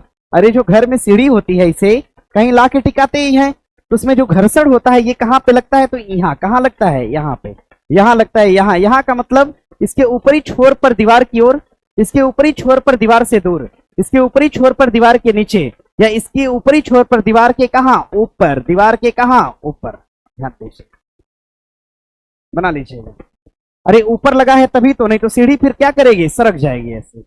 आगे देखो प्रश्न दिया है, सब क्वेश्चन हमने बोला सब प्रैक्टिकली था, कोई टेक्निकली सवाल नहीं था। दिया है कि निम्नलिखित में से कोई कौन सा कथन ठीक है। घर्षण का बल जो दो सतहों के संपर्क के क्षेत्रफल पर निर्भर नहीं करता। सही बात है क्या भाई, क्षेत्रफल से क्या मतलब, क्षेत्रफल कितना हो बड़ा हो, लुब्रिकेंट लगा दिए, घर्षण का काम खत्म। ठीक है, आगे दिया है कि परिसीमा घर्षण का परिणाम दो सतहों के बीच सामान्य प्रतिक्रिया के लिए स्थिर अनुपात पर क्या करता है, वहन करता है। ध्यान दीजिएगा, उनके स्थिर अनुपात पर वहन करेगा कि जो वस्तु हमने जिस सरफेस पे जो वस्तु रखा है, इस सरफेस का घर्षण कितना है और इस वस्तु का भार कितना है, और इनके बीच लगने वाला जो घर्षण गुणांक है ये कितना है, ये सभी चीजों के ऊपर डिपेंड करता है। ध्यान दीजिएगा, उत्तर बी अपने आप में क्या है, सही है। घर्षण का बल दो सतहों के संपर्क के क्षेत्रफल पर निर्भर करता है। कहा क्या हो गया, अच्छा निर्भर नहीं करता है, करता है दिया, यानी सी वाला क्या है, गलत है। उत्तर क्या होगा, ए और बी। आगे प्रश्न दिया है, एक स्कूटर का वजन 120 केजी है, 120 किलो का एक तो स्कूटर है। ठीक है, लड़का तो चलाएगा नहीं, स्कूटी है कि स्कूटर, 120 किलो का स्कूटर है, और जो व्यक्ति चला रहा है उसने ब्रेक लगा दिया और पहिया घूमना क्या कर दिया है, बंद कर दिया है। ठीक है, बंद करने के बाद भी पहिया क्या होता है, फिसलने लगता है। ध्यान दीजिएगा, यानी जिस रोड पे स्कूटर खड़ी है और इसका पहिया है, ब्रेक लगाने के बाद भी पहिया क्या होता है, फिसलता है। अब इनका जो यहाँ का घर्षण गुणांक होगा दिया, इस घर्षण गुणांक का मान कितना है, 0.4 है। घर्षण गुणांक का मान कितना है, 0.4। स्कूटी का वजन कितना है, 120 है। कितना है, 120 केजी। तो ध्यान दीजिएगा, घर्षण गुणांक से क्या होता है, मल्टीपल, यानी 120 इंटू क्या हो जाएगा, 0.4। 12 चौको कितना होता है, 48। 480 दशमलव एक स्थान पहले था, यानी 48 केजी। ध्यान दीजिए, बना लीजिए। यानी जो ठेला, यानी स्कूटर को ब्रेक लगाने पर जो पहिया फिसलते हुए जा रहा है उस पर भी एक बल लग रहा है, उस बल का मान कितना है, तो 48। आगे, निम्नलिखित में से कौन सा यह निर्धारण करता है कि कोई रासायनिक प्रतिक्रिया नहीं हुई है। ध्यान दीजिए, सुनिए क्या दिया है, आकार। आकार बदलता है क्या, आकार नहीं बदलता यार, मतलब ये याद ही रखिए, याद ही रखिए, आकार परिवर्तन नहीं, आकार परिवर्तन नहीं, याद ही रखिए, आकार परिवर्तन नहीं। गैस का विकास होता है, बिल्कुल। रंग में परिवर्तन होता है, एकदम होता है। ठीक है, कापर को ऑक्सीकृत करा दीजिए, हरे रंग की परत जम जाएगी, रंग में परिवर्तन दिख गया आपको। ध्यान दीजिएगा, राज्य यानी स्टेट, स्टेट का मतलब क्या है, अवस्था। क्या होगा, अवस्था। अवस्था परिवर्तन होती है क्या, एकदम होती है। यानी अवस्था में परिवर्तन, गैस में परिवर्तन और रंग में परिवर्तन हो सकता है, लेकिन आकार में कोई परिवर्तन नहीं होता। नहीं पूछा है, उत्तर क्या होगा, ए होगा। आगे देखिए, प्रश्न दिया है, किसी रासायनिक प्रक्रिया में दो यौगिकों के बीच बंध या आयनन विनिमय करके विभिन्न यौगिक बनाए जाते हैं। भैया आयन का मतलब आपने सुना होगा H+ आयन और OH नेगेटिव, ऐसा सुना है आपने ना। ठीक है, तो इन्हीं को हम बोलते हैं आयन। आयनों का आदान प्रदान होता है। अगर ध्यान दीजिएगा, अगर दो कंपोनेंट के बीच आयनों का आदान प्रदान हो, जैसे कि हमने दो कंपोनेंट बनाया, एक हमने बनाया HCl और एक हमने बनाया क्या, NaOH। क्या बनाया हमने, NaOH। एक हमने क्या बनाया, NaOH। हमने कहा कि H पर पॉजिटिव है और Cl पे क्या है, नेगेटिव। Na पर पॉजिटिव है, OH पे क्या है, नेगेटिव। अब इसमें आयनों का क्या होता है, आदान प्रदान होता है। आयनों का क्या होगा, आदान प्रदान। आयनों का जब हम आदान प्रदान करेंगे तो यहां से हमें दो तत्व मिलेंगे, एक तो मिलेगा हमें H2O और दूसरा हमें क्या मिलेगा, Na और Cl मिलेगा। ध्यान दीजिएगा, यहां से दो कंपोनेंट या दो यौगिक बने, यानी ये कैसी प्रक्रिया है, तो दोहरी विस्थापन। कैसी प्रक्रिया है, दोहरी विस्थापन। यानी आयनों के, ध्यान दीजिएगा, विनियमन पर हमें दो वस्तुएं मिली, दो कंपोनेंट हमें मिले, दो तत्व हमें मिले, इसलिए ये क्या है, दोहरा विस्थापन है, डबल डिस्प्लेसमेंट है। आगे बढ़ेंगे, दिया है निम्नलिखित में से कौन सी रासायनिक प्रतिक्रिया हमेशा प्रकृति में इंडोथर्मिक होती है। अब सुनिए थोड़ा सा नॉर्मल आसान भाषा में, प्रक्रिया दो प्रकार की, एक तो इंडो होगी और दूसरी क्या होगी, एक्सो। एक तो इंडो और दूसरी कौन सी, एक्सो। इंडो और एक्सो। जब हीट को बाहर की तरफ छोड़ा जाए, हीट को क्या करा जाए, बाहर की तरफ छोड़ा जाए। तो अपने आप में प्रक्रिया कैसी है, एक्सो। ध्यान दीजिएगा, जब हीट को अंदर की तरफ क्या करा जाए, रिसीव करा जाए, जब हीट को अंदर की तरफ रिसीव किया जाए तो उसको हम क्या बोलते हैं, इंडो। अब जरा ध्यान दीजिए, सुनिए, ध्यान दीजिए और इसको लिखिए लीजिए, ठीक है। जो अपघटन अभिक्रिया होती है, अपघटन, अपघटन, अपघटक का नाम सुना है आपने। अपघटक हमेशा रिसीव करने का काम करता है, डोनेट करने का काम नहीं करता। ध्यान दीजिएगा, यानी जो अपघटन अभिक्रिया है, अपघटन, जो अपघटन अभिक्रिया है, अपघटन अभिक्रिया, अपघटन अभिक्रिया, इसमें हमेशा हीट जो होती है, हीट, ये हमेशा क्या होती है, रिसीव होती है हीट। यानी हीट हमेशा कहां जाती है, तो अंदर की तरफ जाती है। ध्यान दीजिएगा, आप देखो, पढ़ो, यह रासायनिक प्रक्रिया हमेशा प्रकृति में इंडोथर्मिक होती है। दहन प्रक्रिया, भाई दहन से क्या निकलेगी, उष्मा, उष्मा निकलेगी तो हीट कहां आएगा, बाहर, तो इंडोथर्मिक होगा नहीं। विस्थापन प्रक्रिया के दौरान भी, जैसे चूने को हमने पानी में डाल दिया, ठीक है, विस्थापन प्रक्रिया के दौरान भी ध्यान रखिए बाहर ही हीट निकलेगा। संयोजन प्रक्रिया में भी हीट बाहर निकलता है, लेकिन अपघटन प्रक्रिया में हीट हमेशा क्या होगा, रिसीव होगा, अंदर की तरफ जाएगा। आगे प्रश्न दिया है, वह रासायनिक अभिक्रिया जिसमें उष्मा निकलती है, उष्मा क्या होती है, निकलती है। वह रासायनिक प्रक्रिया जिसमें उष्मा क्या होती है, निकलती है। उष्मा जहां से निकलेगी उसे हम क्या बोलते हैं, तो उष्माक्षेपी। क्या बोलेंगे, उष्माक्षेपी। ध्यान दीजिएगा, एंडोथर्मिक में हमेशा हमेशा इसमें हीट कहां जाती है, अंदर, हमेशा हीट कहां जाएगी, अंदर। अपघटन में भी हमेशा हीट कहां जाएगी, तो अंदर की तरफ जाती है। बाकी संयोजन में सामान्य रहती है। आगे दिया है कि वह अभिक्रिया जिसमें किसी पदार्थ के एक या अधिक अणु दोहरे या त्रिबंध के माध्यम से जुड़े होते हैं, या तो दोहरे बंध के माध्यम से जुड़े हो या फिर ट्रिपल बॉन्ड के माध्यम से, या तो डबल बॉन्ड या ट्रिपल बॉन्ड के माध्यम से अगर कोई कंपोनेंट अगर आपस में जुड़े हो तो अपने आप में प्रतिक्रिया कैसी होती है, तो अतिरिक्त होती है। क्या होती है, अतिरिक्त होती है। ध्यान दीजिएगा, एक बॉन्ड होगा तो हम उसको सिंगल बोल देते हैं, ठीक है, लेकिन जैसे ही बॉन्ड बढ़ेगा तो अपने आप में प्रतिक्रिया कैसी होती है, तो अतिरिक्त होगी। और आगे दिया है कि निम्नलिखित में से कौन सी प्रतिक्रिया एंडोथर्मिक प्रतिक्रिया का उदाहरण है। एंडोथर्मिक का मतलब हीट क्या होगा, हीट क्या होगा, रिसीव होगा। हीट कहां होगा, अंदर आएगा। हीट कहां होगा, अंदर आएगा। ध्यान दीजिएगा, हीट क्या होगा, तो अंदर आएगा। दिया है पानी में सोडियम हाइड्रोक्साइड का विघटन। भैया सोडियम हाइड्रोक्साइड पानी के अंदर डालेंगे तो यहां से क्या निकलेगा, धुआं। धुआं का मतलब हीट कहां गया, बाहर गया। सल्फ्यूरिक एसिड का पतला होना, सल्फ्यूरिक एसिड को थोड़ा सा कम प्रभावी बनाने के लिए उसमें हम क्या मिलाते हैं, वाटर। क्या मिलाएंगे, पानी मिलाएंगे। तो सल्फ्यूरिक एसिड यानी तेजाब में भी अगर हम पानी डालेंगे तो वहां से भी क्या निकलेगा, धुआं। यानी हीट कहां हो गई, बाहर चली गई। प्राकृतिक गैस जलती है तो भी हीट कहां जाती है, बाहर ही जाती है। यानी उत्तर कौन सा हो जाएगा, फेरस सल्फेट का अपघटन। और हमने पढ़ा भी है कि अपघटन जहां भी होगा वहां पर हीट हमेशा क्या होगी, तो रिसीव होगी। ध्यान दीजिए, आगे प्रश्न दिया है कि किसी अम्ल या क्षार का जल में विलीन होना क्या कहलाता है। किसी अम्ल, कोई अम्ल ले लेते हैं, HCl ले ले कि कुछ और ले लेते हैं इसी को, और कोई क्षार यानी NaOH को रख लेते हैं, ठीक है। दिया है किसी अम्ल या क्षार का जल में विलीन होना। जल में ये क्या हो रहा है, विलीन हो रहा है।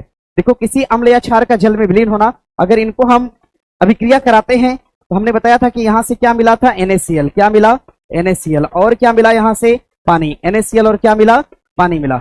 NaCl और पानी यहां से मुक्त हुआ। ध्यान दीजिएगा, और ये जो प्रक्रिया हमने कराई तो हमने देखा कि यहां से जो हमें तत्व मिले, एलिमेंट मिले, इनकी प्रकृति कैसी देखी हमने, उदासीन। तो प्रक्रिया कैसी कही गई, उदासीन अभिक्रिया कही गई। बाकी अपघटन होगा तो हमेशा, अपघटन जब भी होगा तो हमेशा हीट बाहर होगी कि अंदर होगी, अपघटन में हमेशा हीट कहां होगी, अंदर होगी। ध्यान रखिएगा, एंडोथर्मिक में भी हीट हमेशा कहां होगी, अंदर। उष्माक्षेपी में हीट हमेशा क्या होगी, बाहर। हीट हमेशा क्या होगी, बाहर होगी। ठीक है, एकदम आसान कंसेप्ट है। अपघटन पूछे, ध्यान दीजिएगा, और बाकी इंडो देगा तो वो तो इंडो शब्द ही अंदर के लिए होता है। इंडोथर्मिक दे तो हमेशा हीट कहां जाएगी, अंदर। ठीक है, आगे प्रश्न दिया है कि डैश डैश एक ऐसी प्रक्रिया है जिसमें अम्ल और क्षार मिलकर एक लवण और पानी बनाते हैं।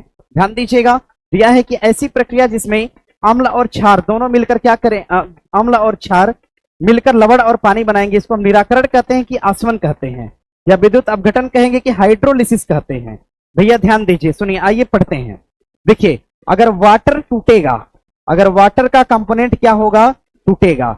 जल के अणु जब टूटते हैं तो उसको हम क्या बोलते हैं, हाइड्रोलिसिस। क्या बोलेंगे, जल का अणु जब भी टूटेगा अपने आप में क्या कहलाएगा, हाइड्रोलिसिस। क्या कहलाएगा, हाइड्रोलिसिस कहलाएगा।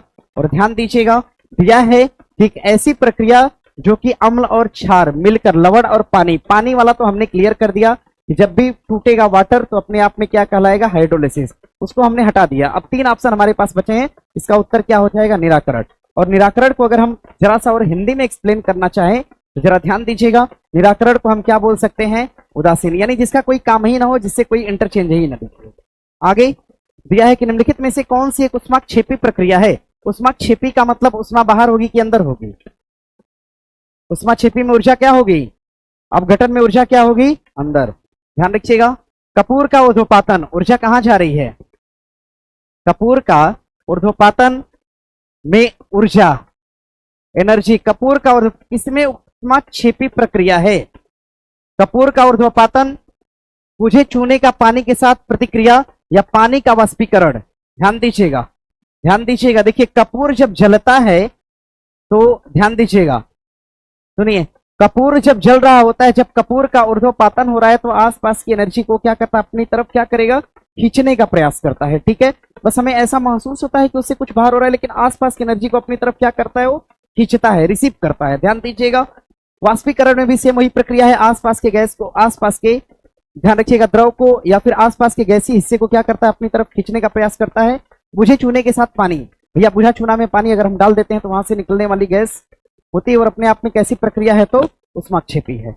आगे प्रश्न दिया है कि अमोनियम सल्फेट और बेरियम क्लोराइड, अमोनिया सल्फेट पूछा है और बेरियम क्लोराइड, सोडियम सल्फेट है, सॉरी सोडियम सल्फेट, NaSO क्या है, SO4, Na2SO4, और क्या है भैया, और क्या है, बेरियम क्लोराइड। बेरियम क्लोराइड का मतलब क्या हो जाएगा, बी क्या होगा,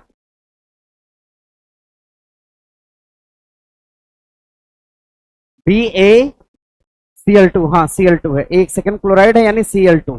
ठीक है, देखिए ध्यान दीजिएगा, दिया है कि विलयन की अभिक्रिया डैश डैश एक उदाहरण है, एकल विस्थापन, ऊष्माक्षेपी, दोहरा विस्थापन या एंडोथर्मिक। हमने आपको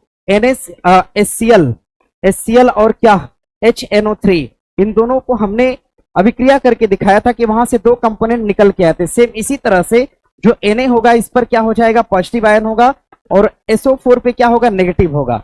Ba पर कौन सा आयन होगा, पॉजिटिव, और Cl2 पे क्या हो जाएगा, नेगेटिव आयन होगा। ध्यान दीजिएगा, अब यहां से Na के साथ कौन जुड़ेगा, Cl2, NaCl2, और Ba के साथ कौन जुड़ जाएगा, तो SO4 जुड़ जाएगा। ध्यान दीजिएगा, यानी यहां से निकलने वाले कंपोनेंट क्या है, 2, यानी विस्थापन कैसा हो रहा है, दोहरा।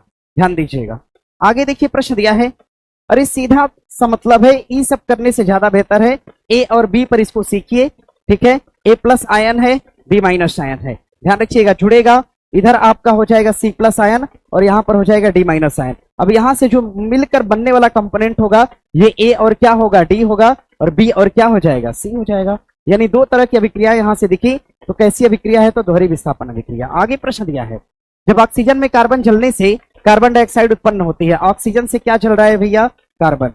ठीक है, यहां से निकलती है कौन, तो कार्बन डाइऑक्साइड निकल रही है। तो योगात्मक प्रतिक्रिया है, प्रतिस्थापित प्रक्रिया है, अपघटन है कि दहन है, क्या हो रहा है, दहन हो रहा है। ठीक है, किसी भी कंपोनेंट को ऑक्सीजन से जोड़ेंगे तो दहन ही करता है, दहनशील गैस। आगे क्या होता है जब कोई धातु ऑक्सीजन के साथ अभिक्रिया करती है, कोई धातु का मतलब क्या है, मेटल है, कोई क्या है, मेटल। अभिक्रिया किसके साथ कर रही है, ऑक्सीजन, किसके साथ अभिक्रिया कर रही है, ऑक्सीजन, यानी M और O क्या हो जाएगा, मेटलिक ऑक्साइड। मेटलिक का मतलब धात्विक ऑक्साइड।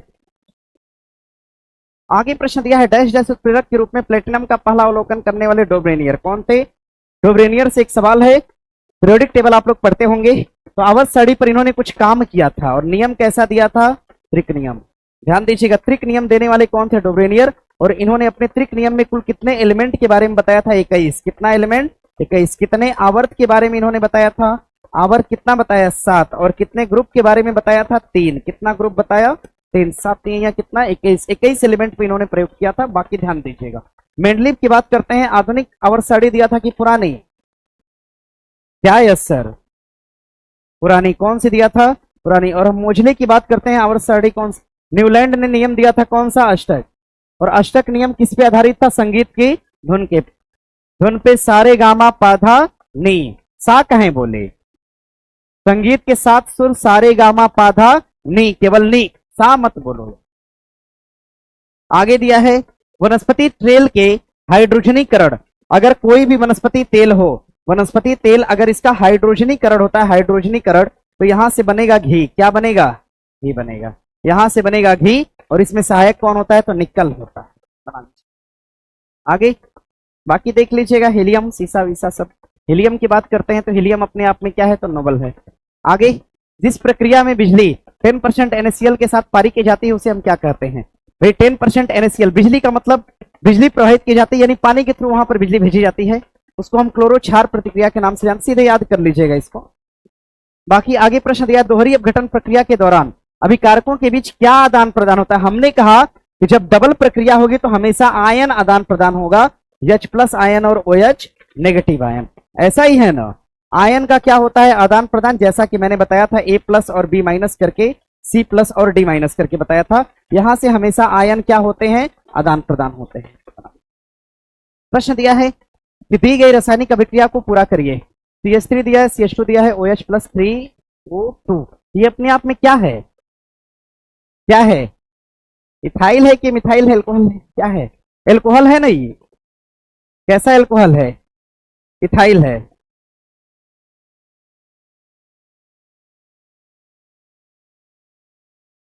ध्यान दीजिएगा। अब सुनिए, पूछा इस अभिक्रिया को पूरा करें। अच्छा, इस अभिक्रिया को पूरा करने के लिए समझिएगा, देखिए इसमें हाइड्रोजन कितना दिख रहा है? हाइड्रोजन आइए गिना जाए, कितना दिख रहा है? 6 दिख रहा है। यानी हमें ऐसा ऑप्शन ढूंढना है जहां पे 6 हाइड्रोजन हो। 3, हाँ ये हो सकता है। यहां पर तो नहीं है, 4 ही है, यहां पर 6 है। ठीक है, या तो उत्तर आपका ए होगा या फिर क्या होगा? सी। आइए देखते हैं, कार्बन है, कार्बन कैट है तो यहां पर एक ही कार्बन, यहां पे 2 कार्बन लगा लीजिए। आगे देखिए, प्रश्न दिया है कि उत्प्रेरक वे पदार्थ हैं, उत्प्रेरक का मतलब जो अभिक्रिया को क्या कर दे? तेज कर दे, उसे ही हम क्या बोलते हैं? उत्प्रेरक बोलते हैं। ठीक है, ध्यान दीजिएगा, प्लेटिनम अपने आप में एक प्रकार का उत्प्रेरक है। क्या है? दरअसल पूछा ही था डायरेक्ट कि निम्नलिखित में से कौन सा उत्प्रेरक है, तो उत्तर था प्लेटिनम, इसलिए हम बोल दिए। देख लेना एक बार, प्रतिक्रिया को क्या करता है? तेज करता है। आगे, ऑक्सीकरण प्रतिक्रिया जो गर्मी और प्रकाश उत्पन्न करती है उसे हम क्या कहते हैं? भाई हीट के साथ हमें लाइट भी मिल रही है, हीट के साथ हमें क्या मिल रही है? लाइट। आग जला दो, हीट भी मिलेगी और क्या मिलेगी? लाइट। तो उसको हम क्या बोलेंगे? दहन बोलेंगे। ध्यान दीजिएगा, दहन प्रक्रिया बोलते हैं। आगे बढ़ेंगे। आगे प्रश्न दिया, ऊष्माक्षेपी अभिक्रिया वह अभिक्रिया है जिसमें ऑक्सीजन की हानि होती है, ऊष्मा अवशोषित होती है, ऑक्सीजन प्राप्त होती है कि गर्मी उत्पन्न होती है। ठीक है भैया, हमने बोला कि हीट को क्या करता है? रिलीज करता है। हीट क्या करेगा? रिलीज करेगा। जब हीट रिलीज होगा ऊष्माक्षेपी, गर्मी लगेगी। ध्यान दीजिएगा, और जब हीट रिसीव होता है तो उसको हम क्या बोलते हैं? हाँ, वह रासायनिक अभिक्रिया जिसमें ऊष्मा उत्पन्न होती है वो कहलाती है ऊष्माक्षेपी दहन प्रक्रिया, एंडोथर्मिक या विस्थापन प्रक्रिया। उत्तर क्या है? आगे देखिए, प्रश्न दिया है कि निम्नलिखित में से कौन सी प्रतिक्रिया संयोजन प्रक्रिया के विपरीत है? ध्यान दीजिएगा, दिया है कि कौन सी प्रक्रिया संयोजन प्रक्रिया के विपरीत है? दोहरा विस्थापन है कि विस्थापन है कि विक्षेपण है कि अपघटन है? उत्तर क्या होना चाहिए? अपघटन होना चाहिए ना। निम्नलिखित में से किस प्रक्रिया में अवक्षेपण बनता है?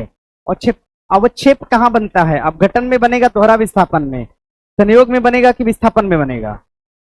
कहां बनता है? अवक्षेप। अवक्षेप दिया है, अवक्षेप, अवक्षेप पूछा है कि अवक्षेप का निर्माण कहां पे होता है? निर्माण। तो ध्यान दीजिएगा भैया, अवक्षेप का निर्माण, अवक्षेप का निर्माण जो होता है हमेशा किस में?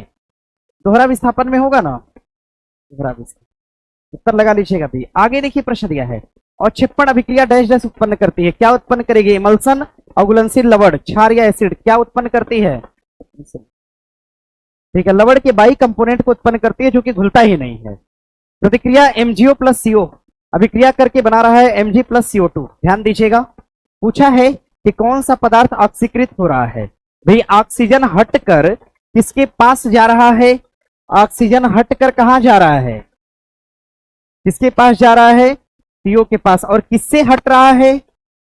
हाँ, ऑक्सीजन मुक्त कौन कर रहा है? यानी ऑक्सीजन मुक्त कौन हो रहा है? MO। और कौन ऑक्सीकृत हो रहा है? CO, carbon monoxide.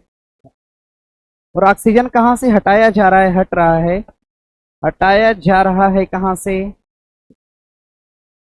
आगे, दिया है खाद्य पदार्थों में दुर्गंध का प्रमुख कारण क्या है। खाद्य पदार्थ अगर ऑक्सीडेंट होंगे तो उसमें क्या होगी, दुर्गंध होगी। ऑक्सीकृत होगा ही नहीं तो सड़ेगा। जैसे फ्रिज में देखिए ना, ऑक्सीकृत होने से बचा देता है, जैसे ही बाहर निकाले 1 घंटा में ऑक्सीकृत हुआ तुरंत खराब हो गया। इसीलिए कहते हैं फ्रिज से सामान निकालो तुरंत खाओ उसको, भले पेट के अंदर जाके डिस्टर्ब करे। ठीक है, और ऐसा ही है, मतलब वह ऑक्सीकरण अभिक्रिया क्या है जो ऊष्मा और प्रकाश दोनों उत्पन्न करेगी। ये तो क्वेश्चन रिपीट हो गया भैया। आगे देखिए प्रश्न दिया है कि निम्नलिखित में से कौन सा एक धनायन है। कार्बोनेट है, हाइड्रोक्साइड है, नाइट्रेट है कि अमोनिया। कौन सा एक धनायन है भैया, तो अमोनिया। क्या है, अमोनिया। ध्यान रखिएगा, अमोनिया एक वो खत्म हो गया।